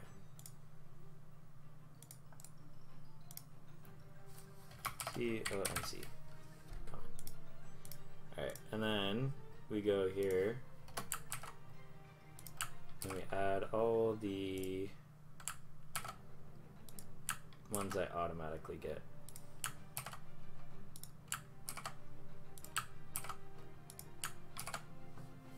So I automatically get animate dead, and I believe that's a concentration. No, it's not. Thank God. Then we get vampiric touch. So here,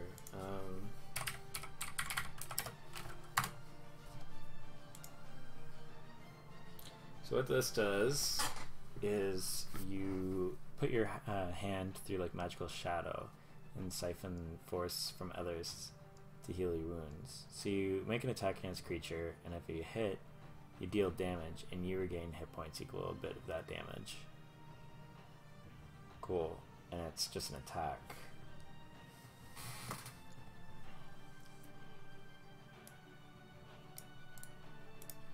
So it's an action, and it's melee. So I go, what level was that?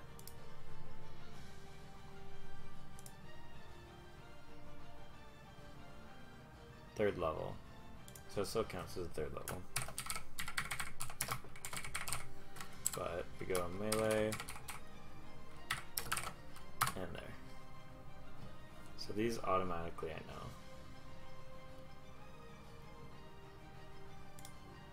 And then we go blindness, grave, enfeeblement, and I'm pretty sure those are probably level 2s.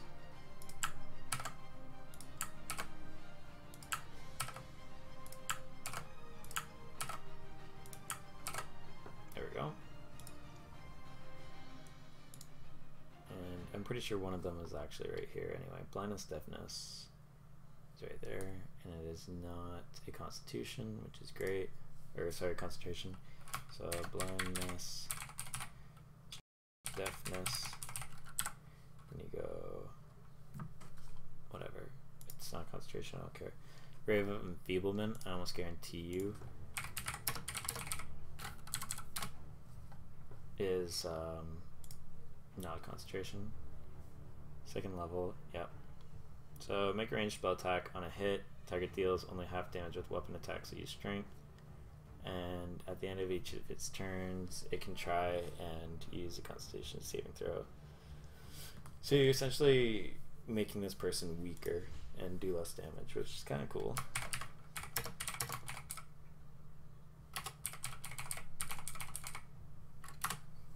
That is not a concentration item. Oh, it is. Shit. That's unfortunate. Comment, CONC. And then you go to your level 1s, you go false life. Like, which is something that they already have in here. I thought. Oh. Oh, what the fuck? I thought I saw that. Okay, false life.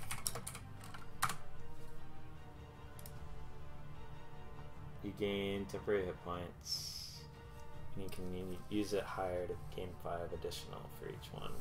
I still don't think that's very good.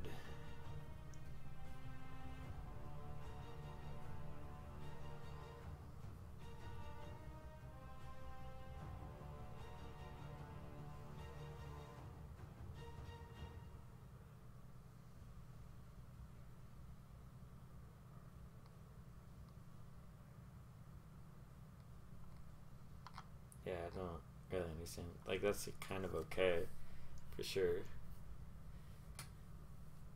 It's not a concentration, so that's actually pretty nice. So, whatever. Okay. And then my other one was, Grave Sickness. Whoops.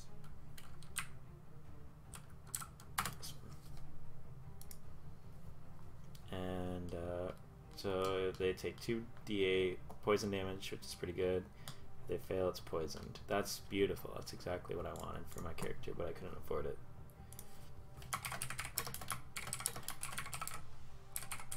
So, cool.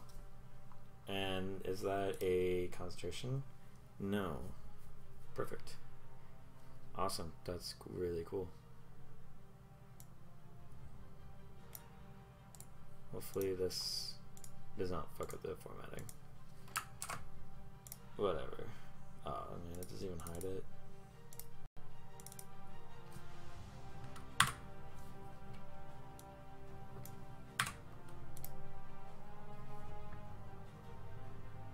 I'll just keep it like that. Screw it. Alright, so that's pretty good. You got all these cool spells and shit. And these two, and these two all stick with you no matter what. And then you also have these as well that you can do. So this character is like pretty spelly, as well as like in your face with daggers and shit. And I still have a feat, which I can do real quick. And I think that's that.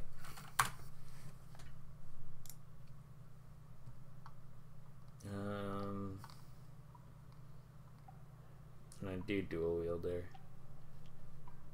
I don't know why it's not formatting properly, but yeah, feats. This is the one I originally wanted to do.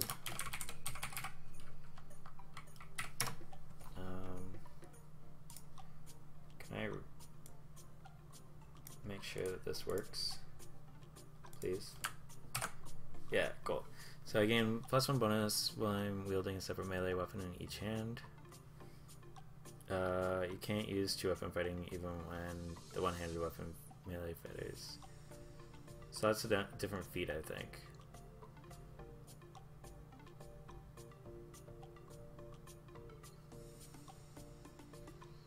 Oh, it's basically just saying like you can't use gigantic weapons that are super awesome and you can wield them in one hand, because then the damage would just be broken. You can draw or stow, and that's like, I don't know, if your DM's like a super stickler with the rules, then you don't have to worry about that. It's mostly just this. So my character gets 16. And what this is for is I take a little bit of an AC hit, being melee, with 2 short swords pulled out, so I'm easier to hit. So what I'm doing is I'm making it so I gain at least a little bit of a bonus to make it harder for me to get hit while I'm still holding 2 swords in my hands, so I don't have to wear a shield. So I'm not going to increase any of my scores any more than that. He's pretty plain for level 6 as far as like stats go, but has a ton of spells, has a ton of options here, and a really good role-playing sense here. So I'm going to save it.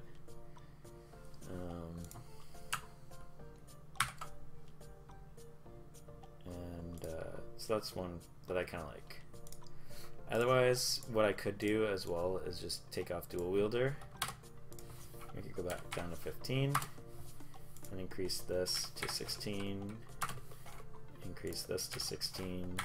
And what that does is maximum 2, so it doesn't go up anymore, but it kind of changes this to make me a bit stronger on the spelly side of things. So I get 14, and then I get 6. And there we go. So that's kind of that. My character is someone who is a bit of a criminal and is looking for redemption, especially when he gets the call of, you know, death and destruction, and he considers himself a decent person. And so he kind of sees it as a wake-up call to start being a good person and to prove that he's a good person, to try and hopefully free himself from this pact that is trying to be created on him.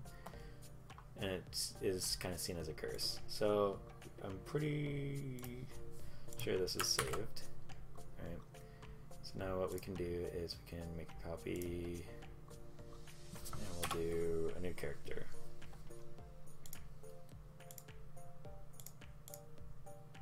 So what was the other ones that I had here?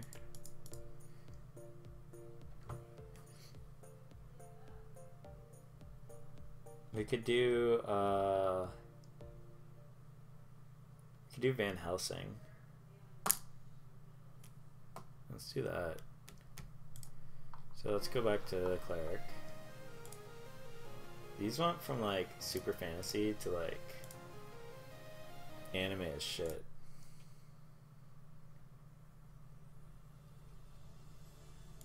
Alright.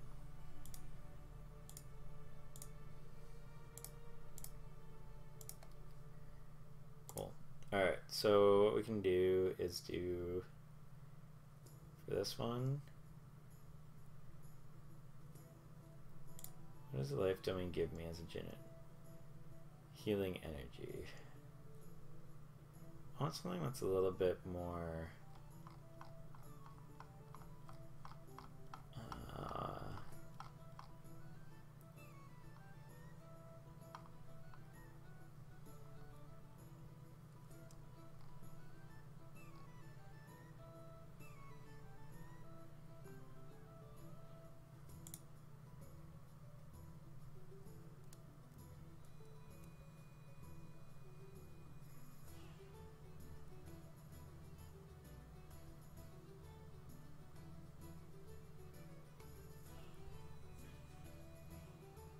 this character is crazy.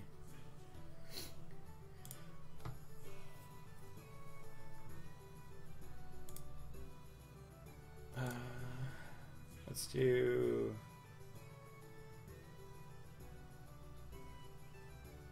light domain.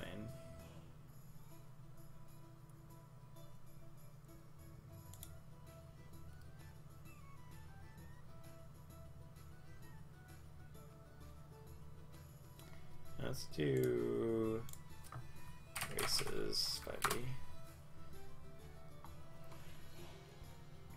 And we'll go to D&D Beyond because they have a bunch of them.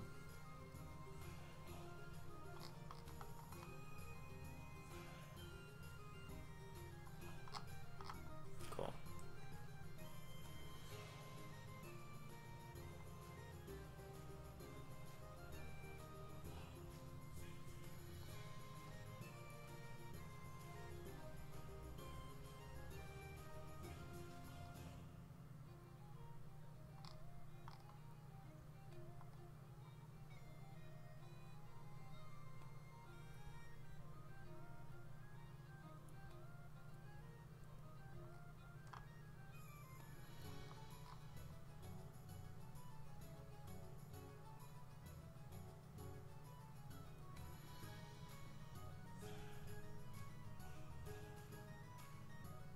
This might be cool.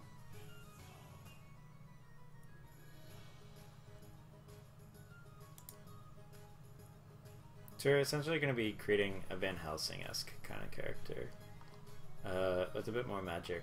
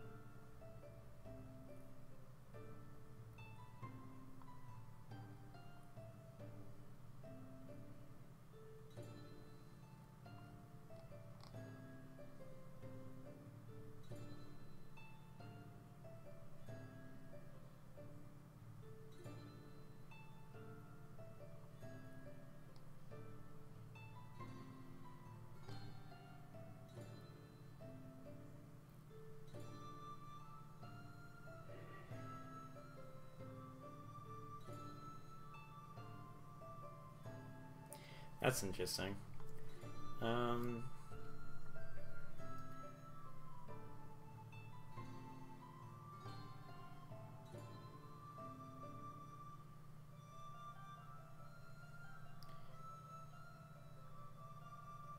No way. You can choose from the following skills, and you gain advantage on all ability checks you make with that skill. Oh my god. Okay, yeah, for sure. So what we're gonna do with this character is this is a character that is almost like a human that is like fused with a spirit of like the dreams and stuff like that. So this character is essentially like almost a spirit, but in physical form, and has a connection to a spirit of light, and it gives them like minor psionic abilities, and they seem to be like kind of prioritizing protection and shit like that. So what we're gonna do is we're gonna take the class that I said before, the like one that's a lot about being like a goody two shoes and like burning the evil and shit like that, but we're gonna change it into like a badass Van Helsing kind of character.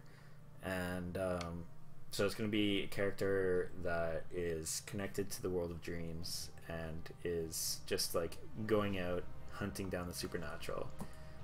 So already you have this character, and we're going to call it, let's look at these kind of names and see.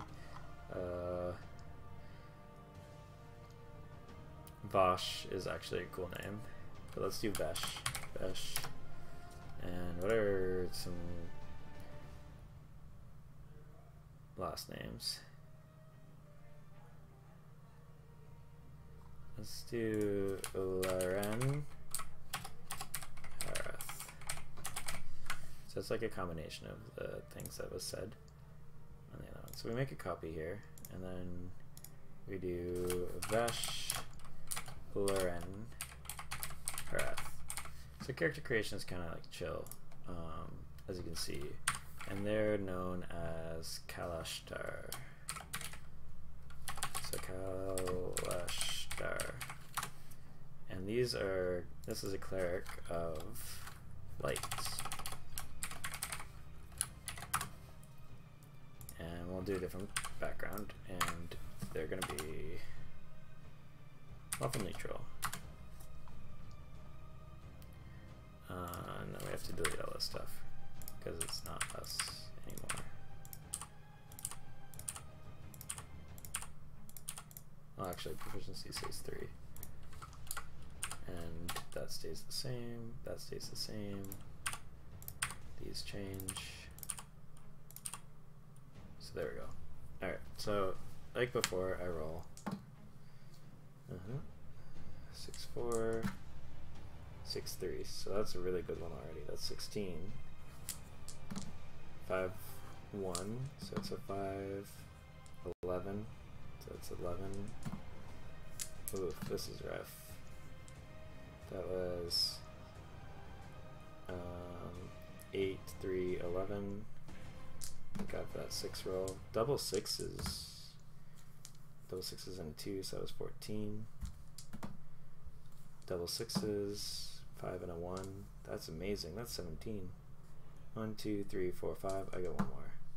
3, 1, 4, 4. So 4, 4, 3 is 11. These are amazing rolls.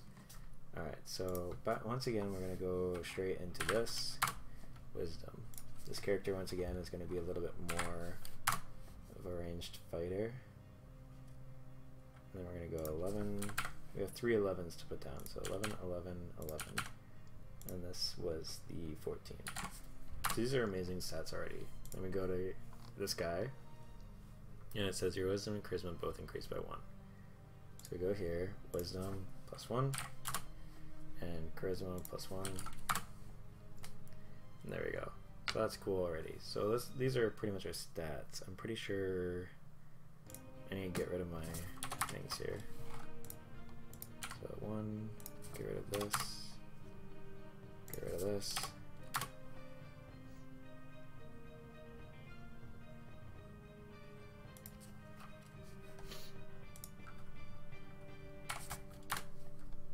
Get rid of my insight. Wisdom and charisma we do have no matter what, because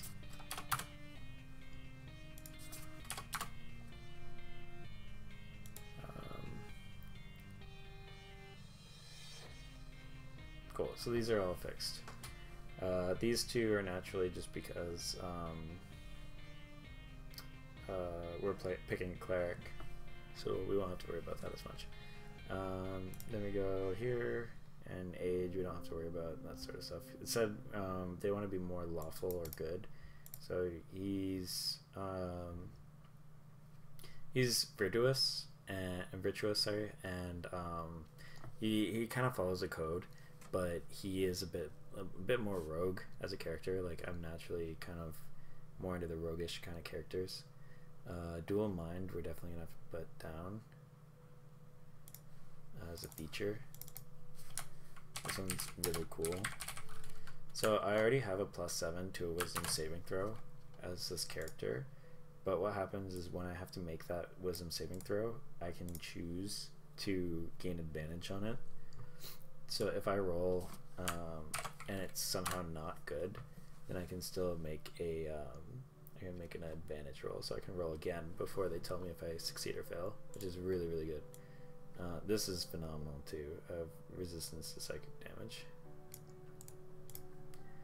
So that's really cool. So like, this isn't supposed to end up being like Van Helsing. Like, I'm not creating him literally.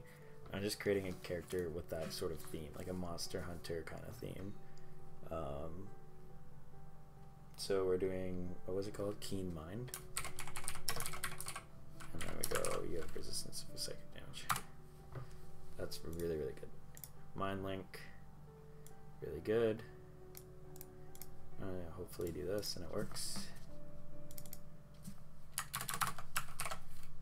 Yep, but I'm gonna make sure this part is unbolded. And then he also gets this, which is really cool too. So Psychic Glamour, I get to choose one of these 4, and I get advantage on all ability checks that I make with it.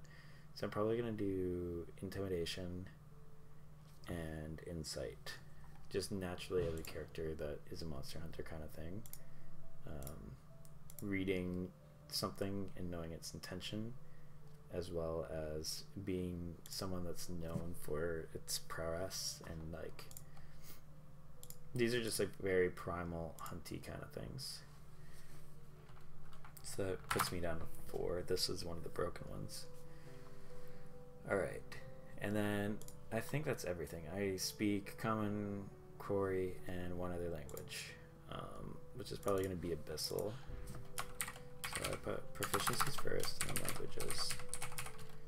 So we do Common, Quarry, and Infernal. Cool. Next, we have to look at the Cleric, because that's everything that I have from this here. Oh no, I'm immune to this.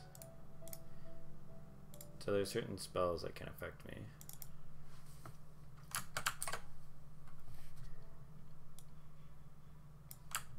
There. Cool.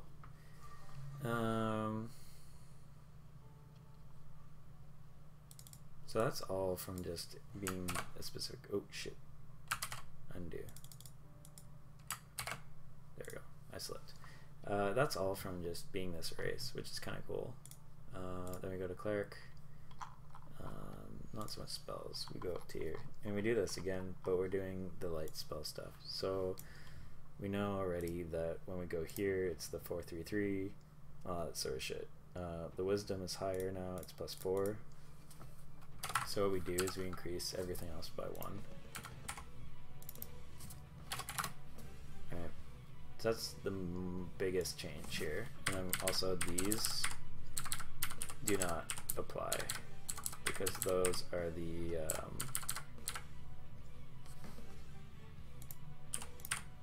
there. So those were all like domain spells, which we will get to see in a moment. So we go to hit dice, and it's going to probably be 39 again, but it's 8 plus Constitution, which is +2, so that's 10. So we have 10 plus 25, 35 plus Constitution times, 5, which is 10, so I have 45 this time. So that's already, you can see this character is a little bit, actually this character is a fair bit stronger already, in a way.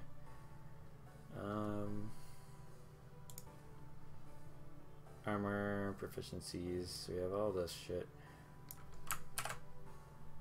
We put that down here. And this we can just delete in a second. I'm gonna choose probably history and religion. He needs to know what he's hunting. This is already done. So history and religion.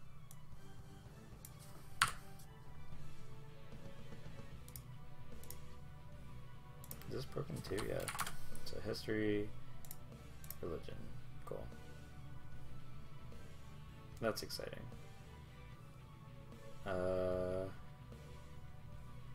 Then we go back to cleric,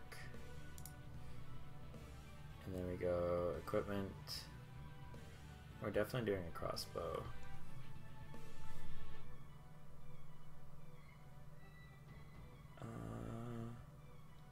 Or maybe even just a bow. We'll see, we'll see. And this is different too because it's wisdom plus cleric level. So it's still 6, but it's +4 this time. So I get 10 spells instead of last time I think I got 8, which is kind of nice. I think technically it should have been 9, but whatever. We're on the new character now. So we need to do a background. 5e. And we want something like a hunter, something that's like very Van Helsing-esque. Gladiator might work.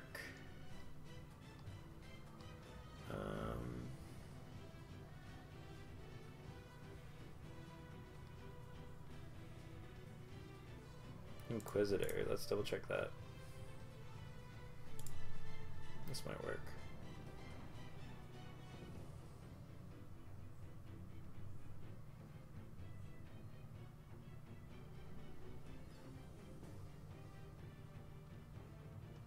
Yeah, so he's probably a rogue inquisitor. This is perfect. Cool. So investigation and religion. I think I already have one in religion, so I get to choose one of the other ones that I had. So persuasion. This is broken, so it's +3. And then what was the other one? Investigation. Cool. So I use an Inquisitor, he gets those. Thieves' Tools and Artisan's Tools. So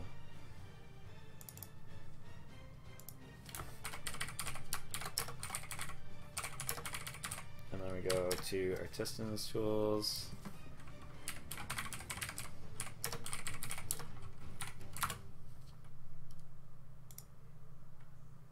And oh god, what have I done? Pursue a crafted trade. The table shows examples of the most common types of tools, providing...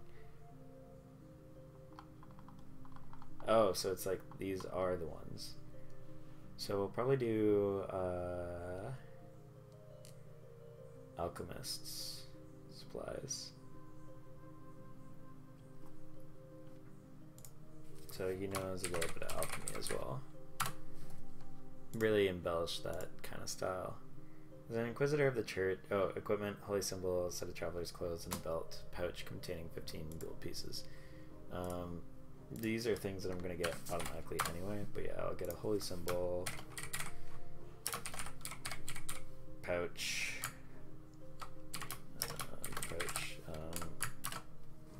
what was the clothes type? Oops, sorry guys. Traveler's clothes. Nothing exciting.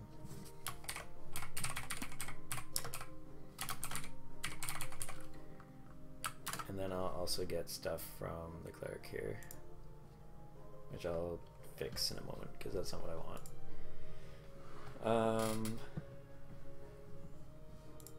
So that's the Inquisitor, legal authority. You have the authority to arrest criminals in the absence of other authorities. You can pass judgment and even carry out sentencing. If you abuse this power, however, superiors might strip it from you. Cool. So this character essentially goes around and can arrest people if he wants, but he's more so, he's gonna say Inquisitor, and then unbold and paste. Oh shit, I bolded it. Bold. There. Cool. And then we can look at like traits and shit.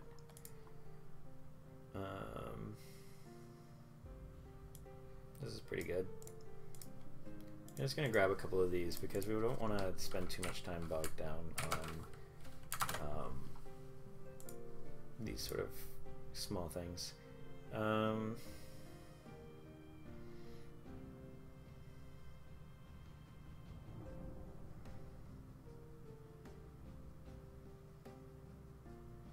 Yes. Yeah, these last two are really good.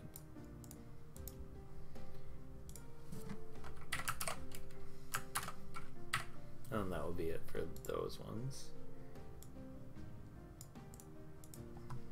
And there. Oh. Ideals, real quick. This is always like an easy way of doing it, but a little bit too much. A little bit too much.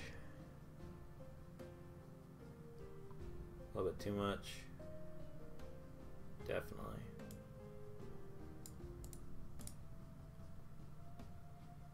Kind of, yeah.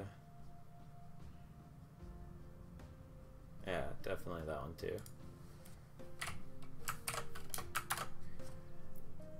So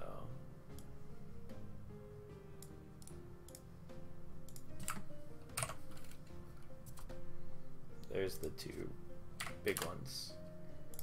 And let's look at bonds, things that hold it to other things. Sounds like a good one. Stereotypical, but very good. And probably another one that's really good. So let's do here and here. The weapon thing is great too. My weapon is all that I have. Remember my beloved mentor.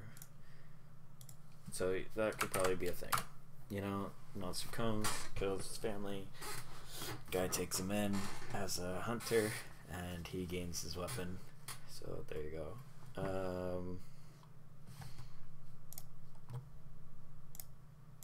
So this is essentially going to be a cleric of light that's just hella spell and you can see like dexterity and stuff like that. So he's gonna be like a ranged fighter and kind of more so almost like a gloom hunter, but he carries out like the will of like a god. So he's brought up by a church that feels as though spelling evil is kind of like the way that they go about things, and they kind of do it like underground, and then the actual church of their gods end up doing all the like the good mission work and stuff like that. He's kind of like the unseen inquisitor of his church. Alright, now we were looking at this sort of stuff, the equipment. So we go back to equipment 5e, and we go about the money, which was about 175 if it's 15, yeah, so going off the last roll that we did. No, that was the bullshit one. This is a decent one. Main page.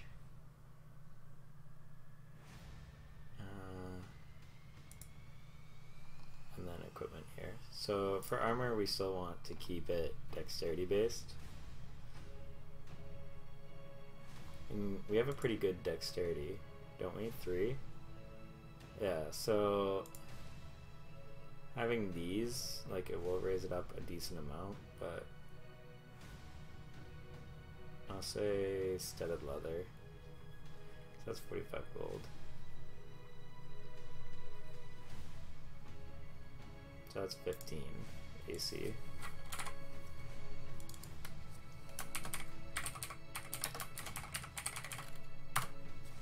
I think I can do a 14 plus dexterity here, but it's disadvantage either way. And then this costs like $1 million for me right now, for a character that's relatively starting at level 6. So we want to have a little fun with it. So studded leather, he has medium armor proficiency. As far as a light domain cleric, I'm pretty sure I gain proficiency in here. Oh, wrong one. I'll double check that on my phone, because I'm pretty sure light, life, and war are the ones that end up getting. Oh, apparently not. Okay, that's fine.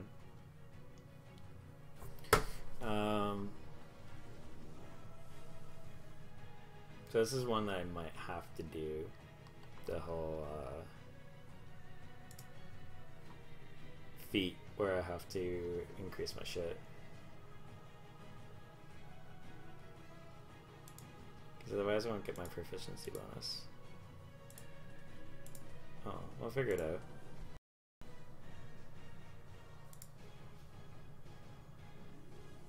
Okay, let's go to weapons. And we'll look at simple and martial. Oh, wait, I'm an idiot.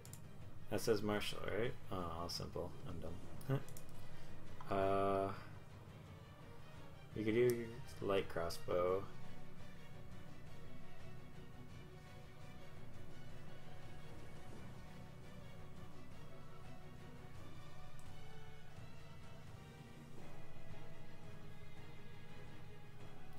What are my light domain stuff?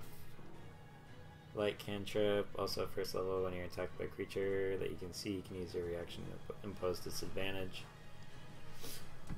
Causing light to flare before the attacker hits and misses the attacker. I can use this feature almost 4 times, I think. Long rest. An attacker can't be blinded, is immune to this feature. Okay.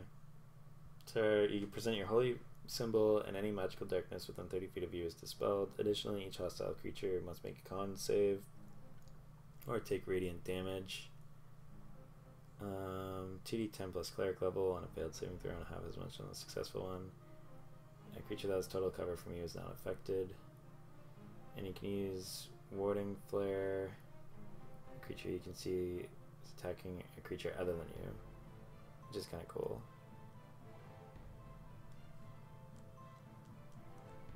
Alright, not anything crazy there. 17th, you can use your action to activate an aura of sunlight lasts for 1 minute until you dismiss it. 60 feet. Enemies in the bright light have disadvantage on saving throws that deal fire radiant damage. Okay, and then you have all these spells. So nothing that makes you have melee or ranged attacks in it matter. So I'm probably gonna do like crossbow, and then like maybe some simple weapon up close. So I'll do like a mace, a light crossbow, and a shield. So mace, light crossbow, 200 bolts, and shield. So mace, light crossbow. Actually, I should probably not do a mace. I should probably do daggers because it's finesse. And I don't really see any other thing that's finesse. So yeah, probably a dagger instead.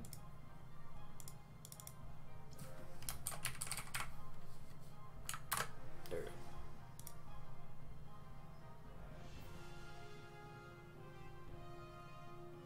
I'm gonna buy 2 just in case. So what is that all together?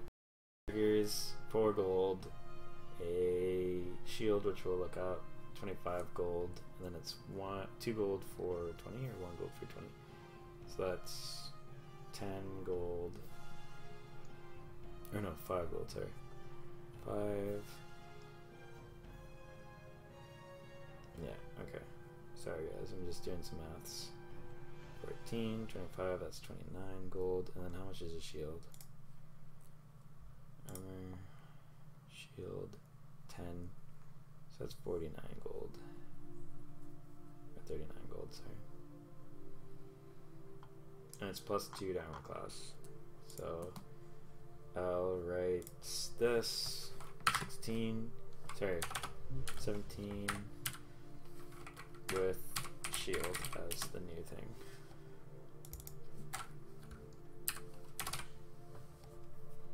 But with a dagger, your damage goes down. So it's +6. So 6. And then this light crossbow, do you use strength or do you use dexterity? I'm really hoping dexterity because it's still your hand-eye coordination.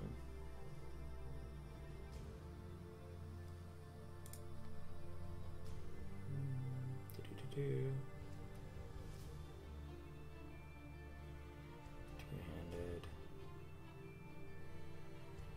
range.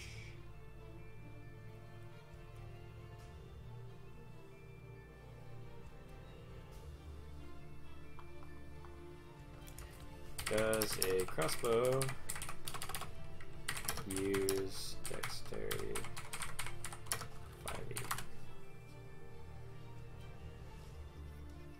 Not have any exception for the crossbow. Yeah, I do dexterity modified to attack roll.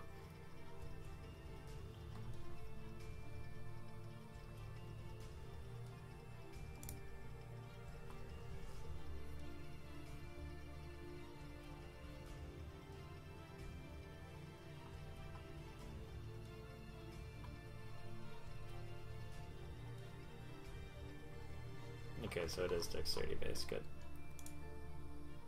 So 6. So then it's what, 1d6 for each of those, or 1d4 for this one as well. Cool. I think that's that, really. And then you gain all these sort of things. So light cantrip. We go here and we do light instead. And then I'm keeping, I think I like these in general. Inflict wounds I might take off. And then I would probably take off these because they were mostly for flavor. And then I would do the Burning Hands, Fairy Fire. So we'll do Burning Hands, and here is Fairy Fire. And then we'll do Flaming Sphere, Scorching Ray. Actually, I'll do that at the bottom, like last time. Scorching Ray. I believe Flaming Sphere is a concentration.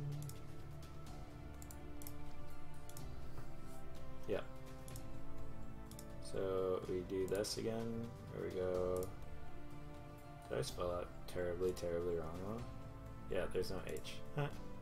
Scorching Ray. Then we comment and we do CONC. Then resistance is a CONC. Light, I believe, is a CONC. Let me just double check that.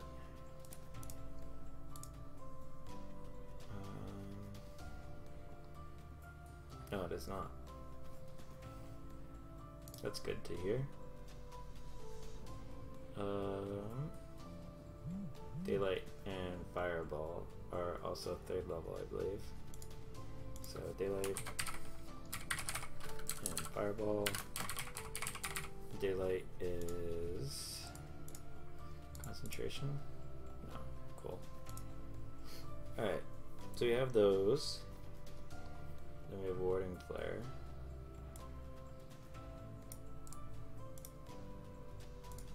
Which we'll add here.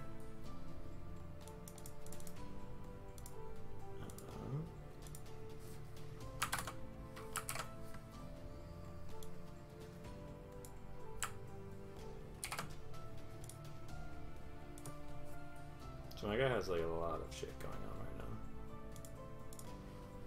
right now. And Channel Divinity, Radiance of the Dawn is really cool.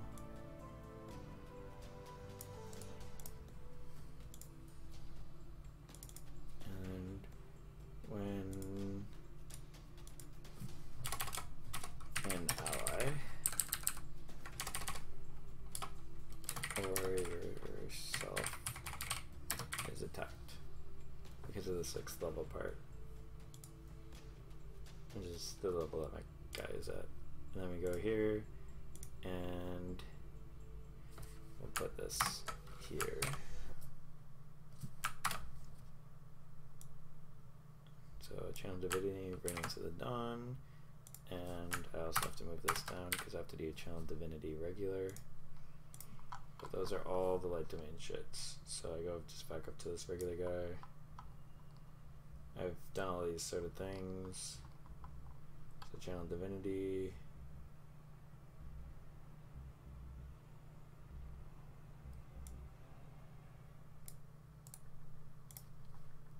Turn Undead. So I go Bold Channel Divinity. Turn Undead. And then we unbold that. And we add Channel Divinities 2 times per short rest.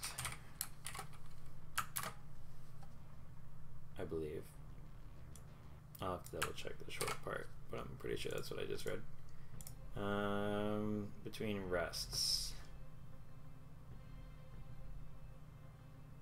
Yeah, when you finish a short or long rest. Cool.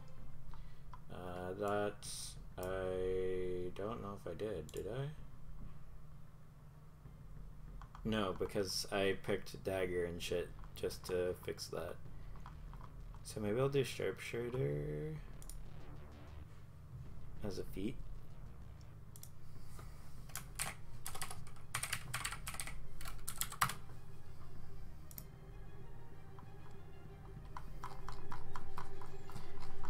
And just kind of like increase that kind of aspect of them.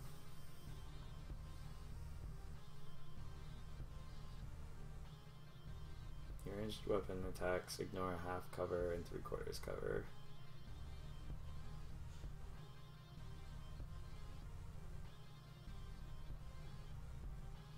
should go from +1.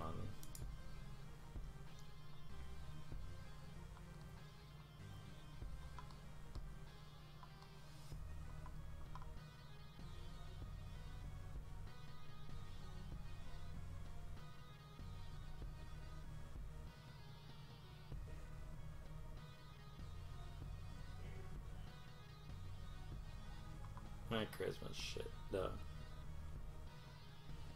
Same with my intelligence.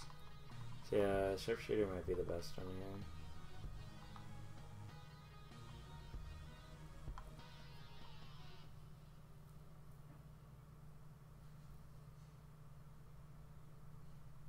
Unless I do that, which then would increase my wisdom or intelligence even higher. And that would increase things that are important to my character.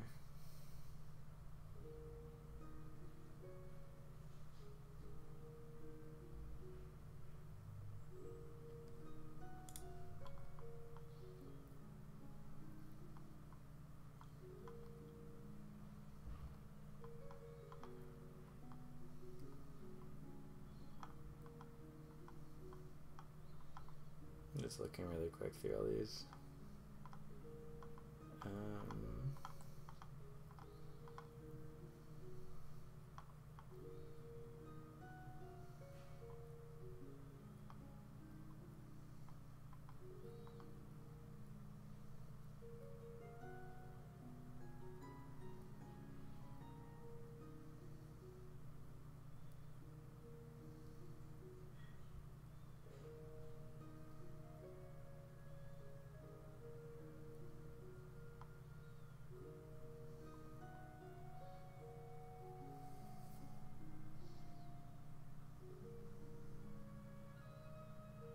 Athlete might be really good, actually.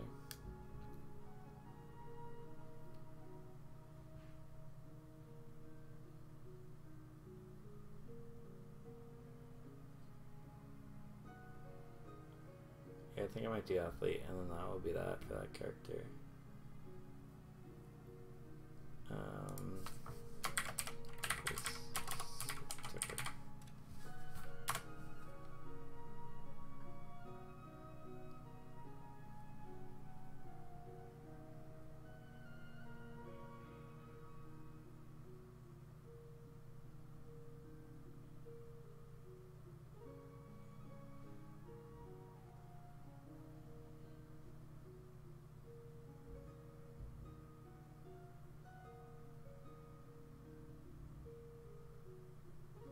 Yeah, I'm gonna do it. Okay. And then we go all the way to the bottom here. Make it even more complicated. Then we go bold, athlete. And then we go, hopefully it's not bolded anymore. Doesn't seem to be. Go athlete. Copy. Paste. And we just get rid of the bold here. Alright, cool. So that's essentially this character. And the cost was 39 gold. So I'll just say 40. I'm doing 34 there. Or 36. And then there's like probably like priest pack or something that we could do.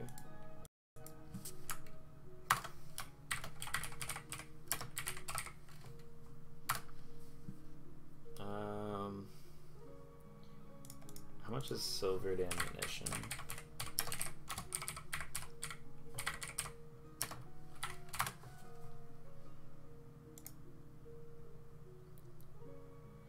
So monsters have immunity or resistance to non-magical weapons are susceptible to silver weapons, so cautious adventurers, blah blah blah. You can silver a single weapon or 10 pieces of ammunition for 10 gold pieces.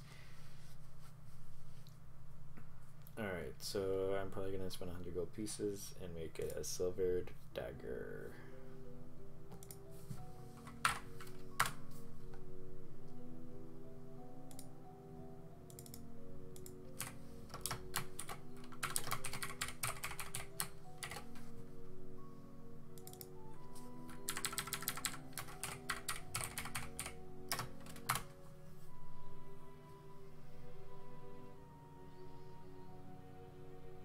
Because if I'm up close to something, I really need to make sure that I'm gonna be okay.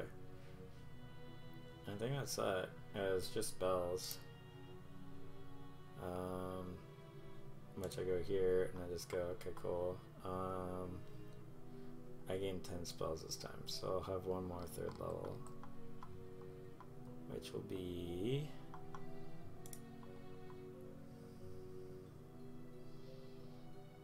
probably Spirit Guardians.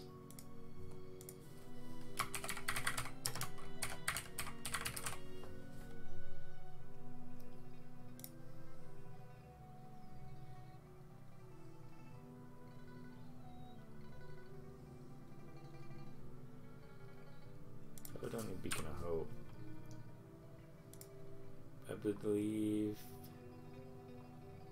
Spirit Guardians, yes, is concentration, so we have to do that thing. And we'll do one more 3rd level, so let's say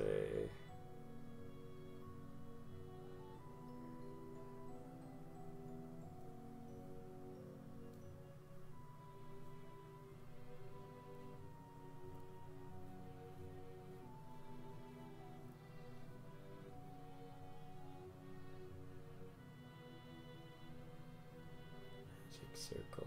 Mass Healing Word, probably.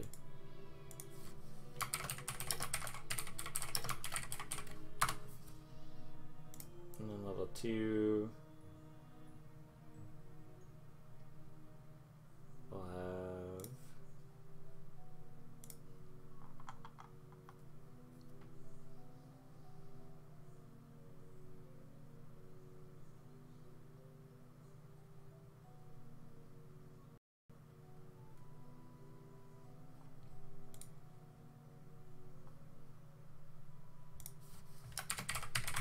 object, and level 1 we'll do Bane, probably, or Detect Evil and Good.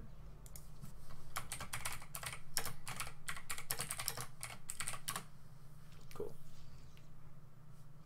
Then we get 2 additional spells that normally I wouldn't have.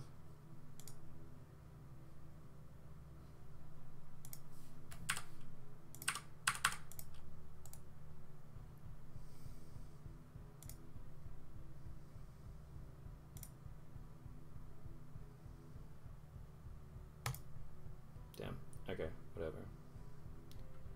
I'm gonna do a copy, go here and paste and hope for the best. There we go, cool. And then we can do the same here as well, because I'm gonna learn those 2 additional spells from 1st and whatever 2nd. Did I do Cure Wounds and Healing Word? Yeah, I did. So maybe Sanctuary, especially if it's not a concentration. Yeah, that's a good idea. So Sanctuary. I think there's a C there. Right?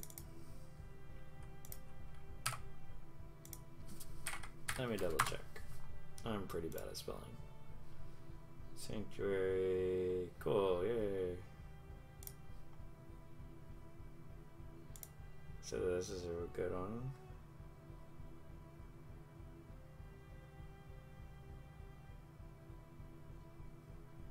Cool. You know what? Fuck it, let's do that one too.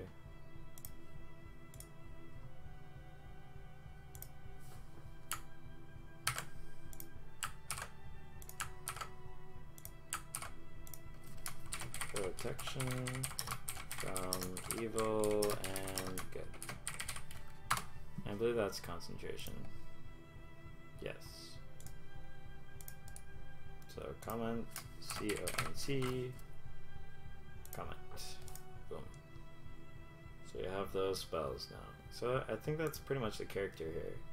So we have a character that wields a light crossbow until he's up in close combat, where he wields his shield and his dagger that's silvered, and he trades off a little bit of damage for being a little harder to hit, and his silver dagger actually might be good against some supernatural creatures who are immune to like regular damage. He's definitely up there with the dexterity and the wisdom. He's proficient in insight I thought he was proficient in perception. No, he's athletic. Right. He's alright in certain aspects. Once again, he's not like a skill hound or anything. But he's definitely very dexterous, and he's very wise, so he's got pretty good all around there, and then his history and investigation and shit will be pretty okay. Has some gold left. He's lawful neutral. He's an inquisitor for the underground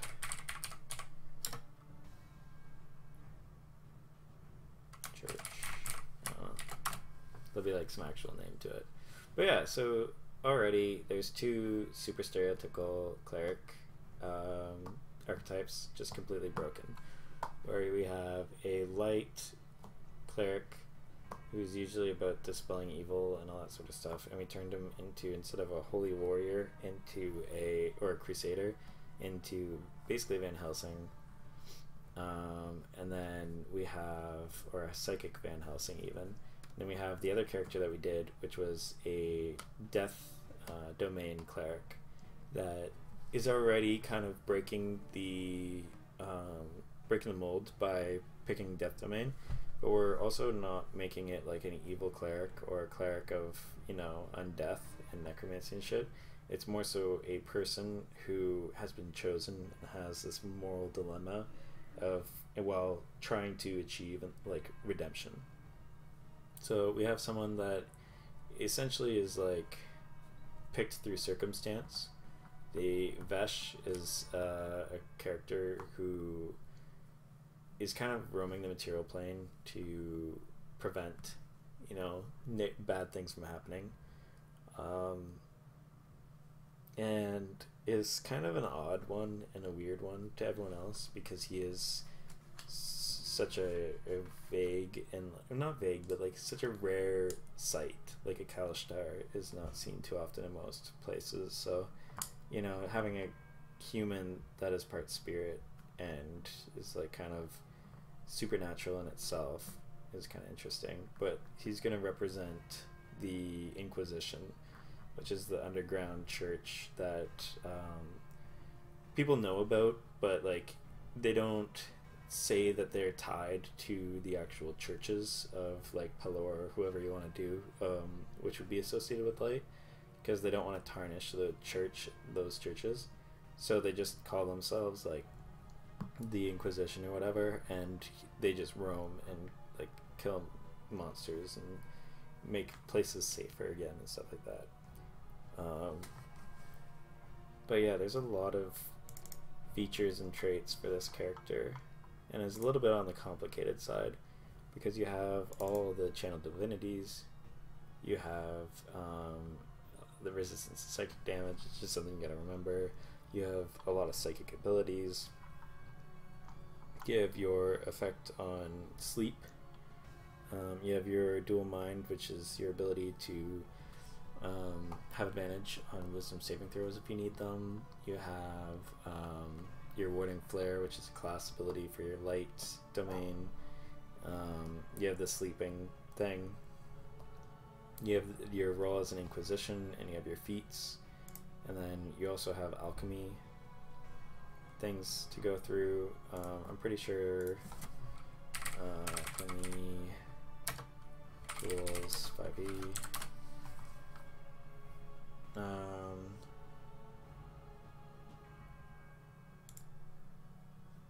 Alchemist supplies is 50 gold pieces.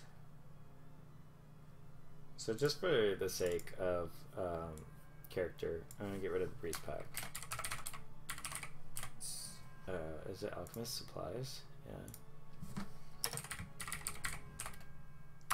So we're gonna do alchemist supplies, and that's kind of what you have proficiency in anyway. And then we go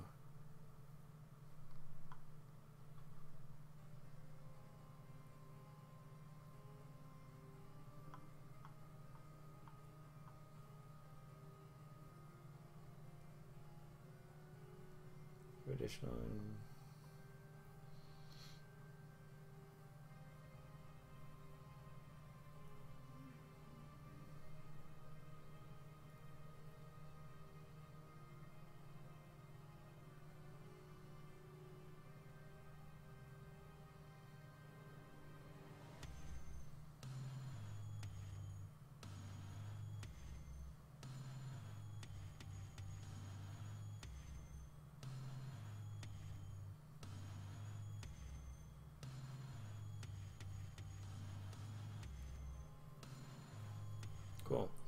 you could do acid, alchemist, fire, antitoxin, oil, perfume, or smoke. You can also like try and do different things with its alchemy and its supplies, which is pretty dope. So there we go. So we have this one that is done, and we actually did a different one here, which is Van Helsing.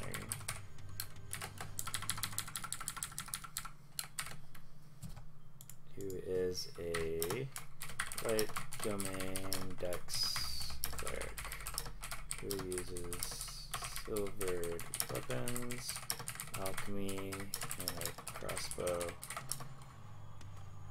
to help further the Inquisition in its attempts to destroy the supernatural and evil in the world.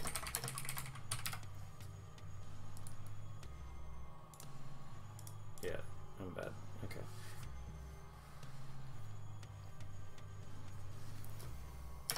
So that one's also done as well. And then before that we had our bard, and we were going through lore bard, so archaeologist. I'm pretty sure I spelled that wrong, no? You don't have to underline that though. So underline there. And oops. The lore bard who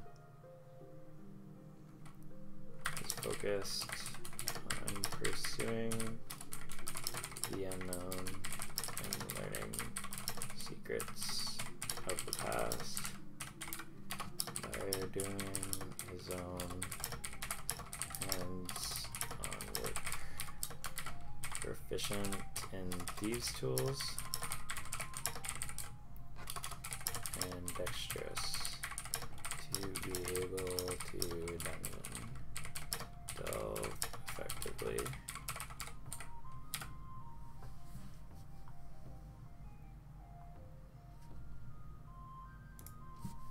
There.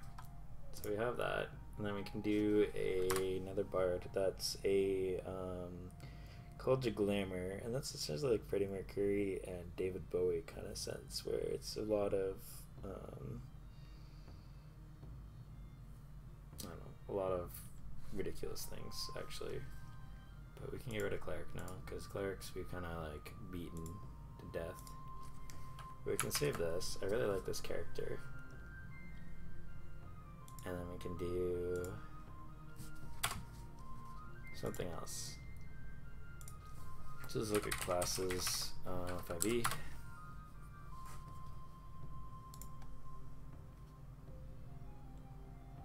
And we have these basic ones.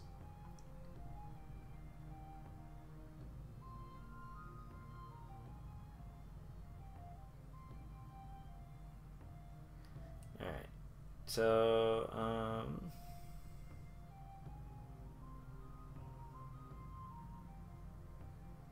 what are we thinking?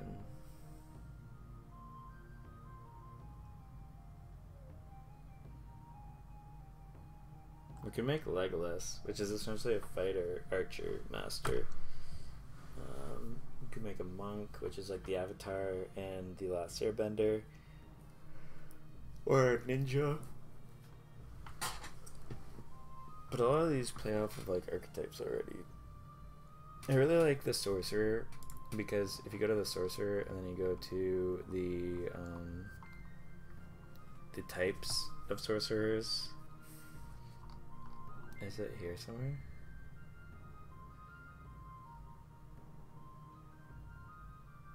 Yeah, Divine Soul. We can go through.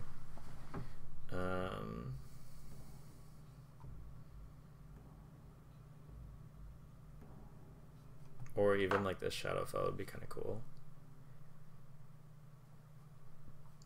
So let's look up the Shadowfell one.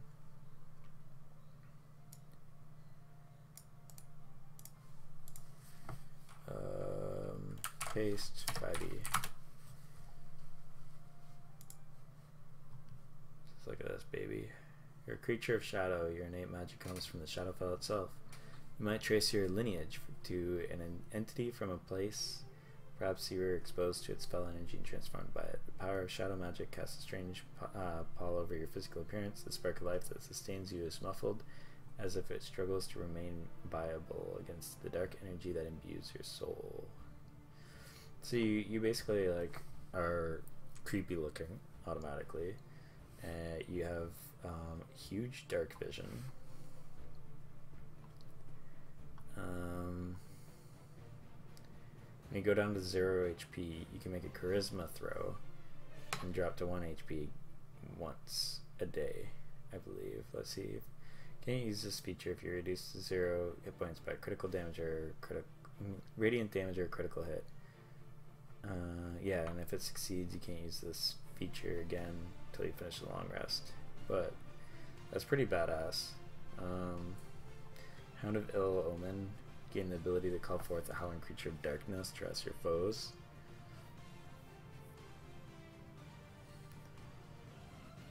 And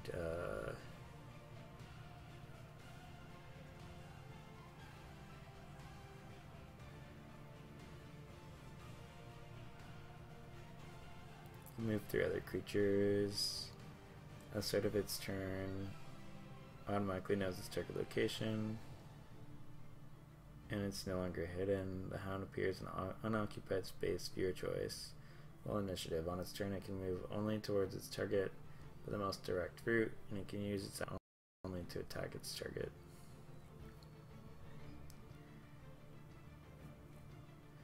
The hound is within 5 feet of the target. The target has disadvantage on saving throws against any spell that you cast. The shadow walk thing is kind of cool, but it's really late. You can gain the ability to step from one shadow to another. When you are in dim light or darkness, as a bonus action, you can teleport up to 120 feet to an unoccupied space you can see. That's as a bonus action, which is badass. And the umbral form is just really fucking cool. Which is, you can spend 6 sorcery points, and as a bonus action, transform yourself into a shadow form. You have resistance to all damage except for force and radiant. You can move through other creatures and objects, and you remain in this form for 1 minute. So it's kind of cool.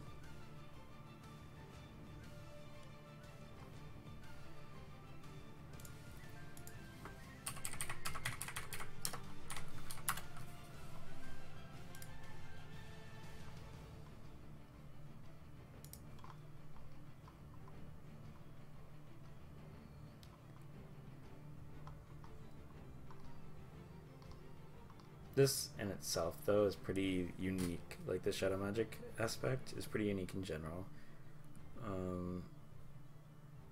This one's kind of exhausting, though. I would probably do this another day, maybe even tomorrow, where it's like, some of these are basically, a sorcerer is someone that casts magic because they were born or they were given some sort of power. And so this is similar to the cleric, where the cleric is chosen by like a god or some similar being and kind of blessed with magic. And that is basically like the will of the gods being invoked. But with this, it's like a seed has been planted in a person, and they have that arcane like tap to like draw from. And it could be anything that really is infused in them. And so it could be like heritage, their bloodline. It could be an event that happened to them that like transformed them. It's kind of like that like soul superhero sort of origin kind of style, where they wake up and one day they realize they have supernatural abilities.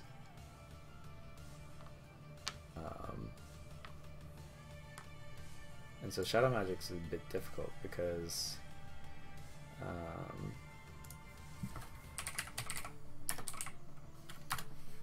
do we have the actual thing here that like gives some ideas?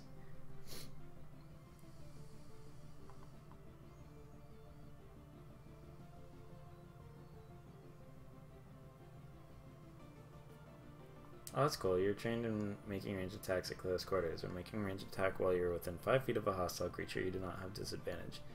Your ranged attacks ignore half cover and 3/4 cover against targets within 30 feet of you. That's really cool. That's exactly what I was looking for the monk that I was making before. Deep Stalker. Yes, sorcerer. Your innate magic comes from the Shadowfell. That's pretty much all it says. It's pretty unique.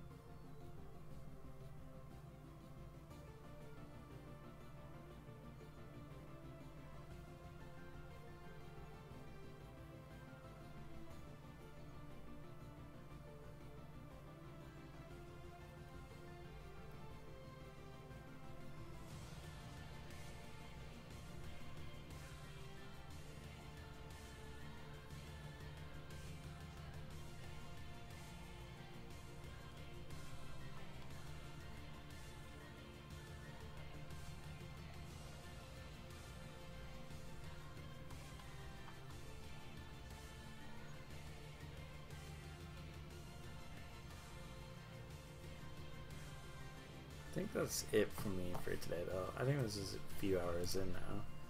I'm kind of dying out.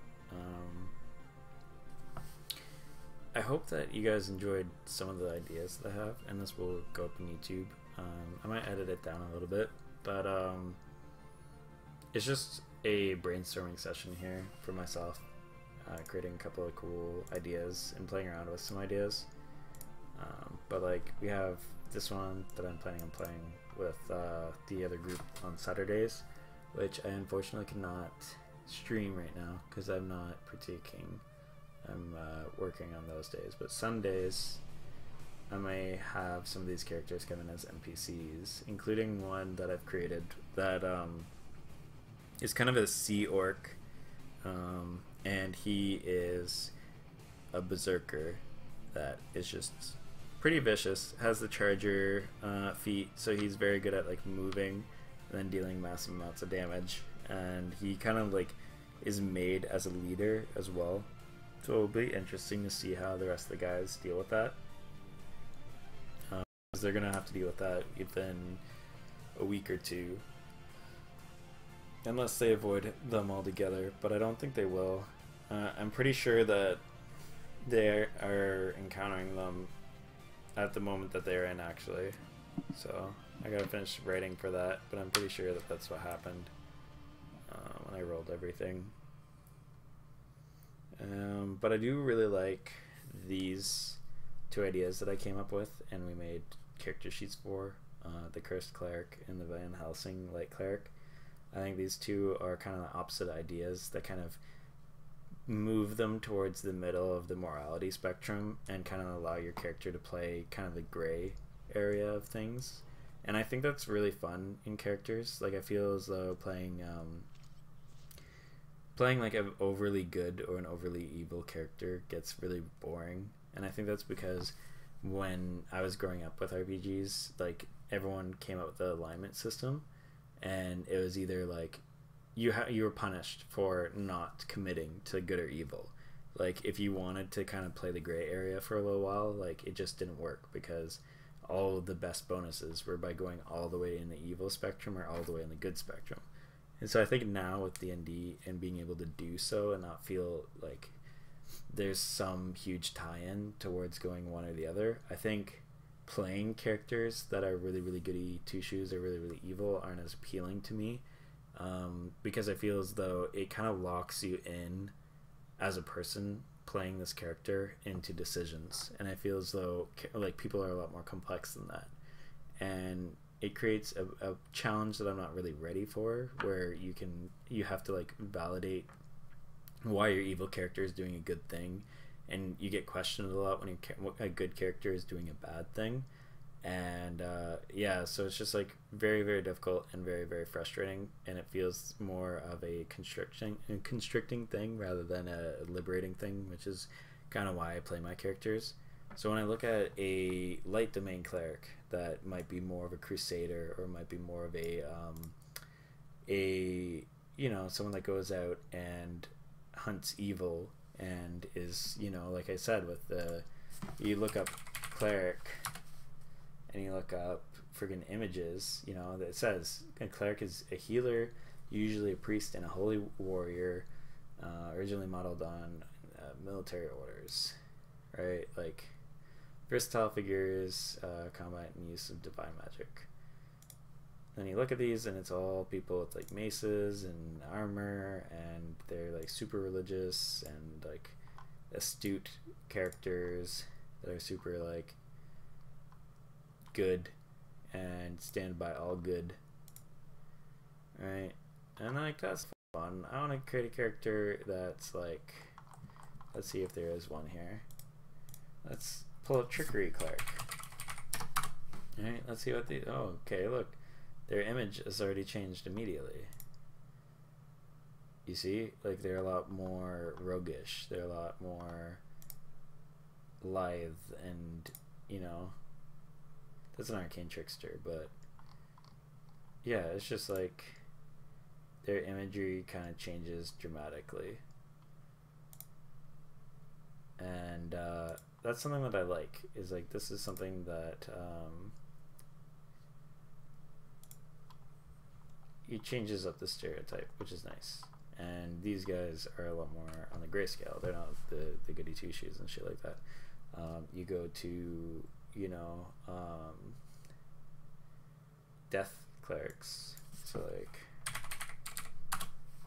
and you have a lot of grim reapers, and you have a lot of like holy warriors and stuff like that, or sorcerers and stuff, and they're very dark images and dark imagery.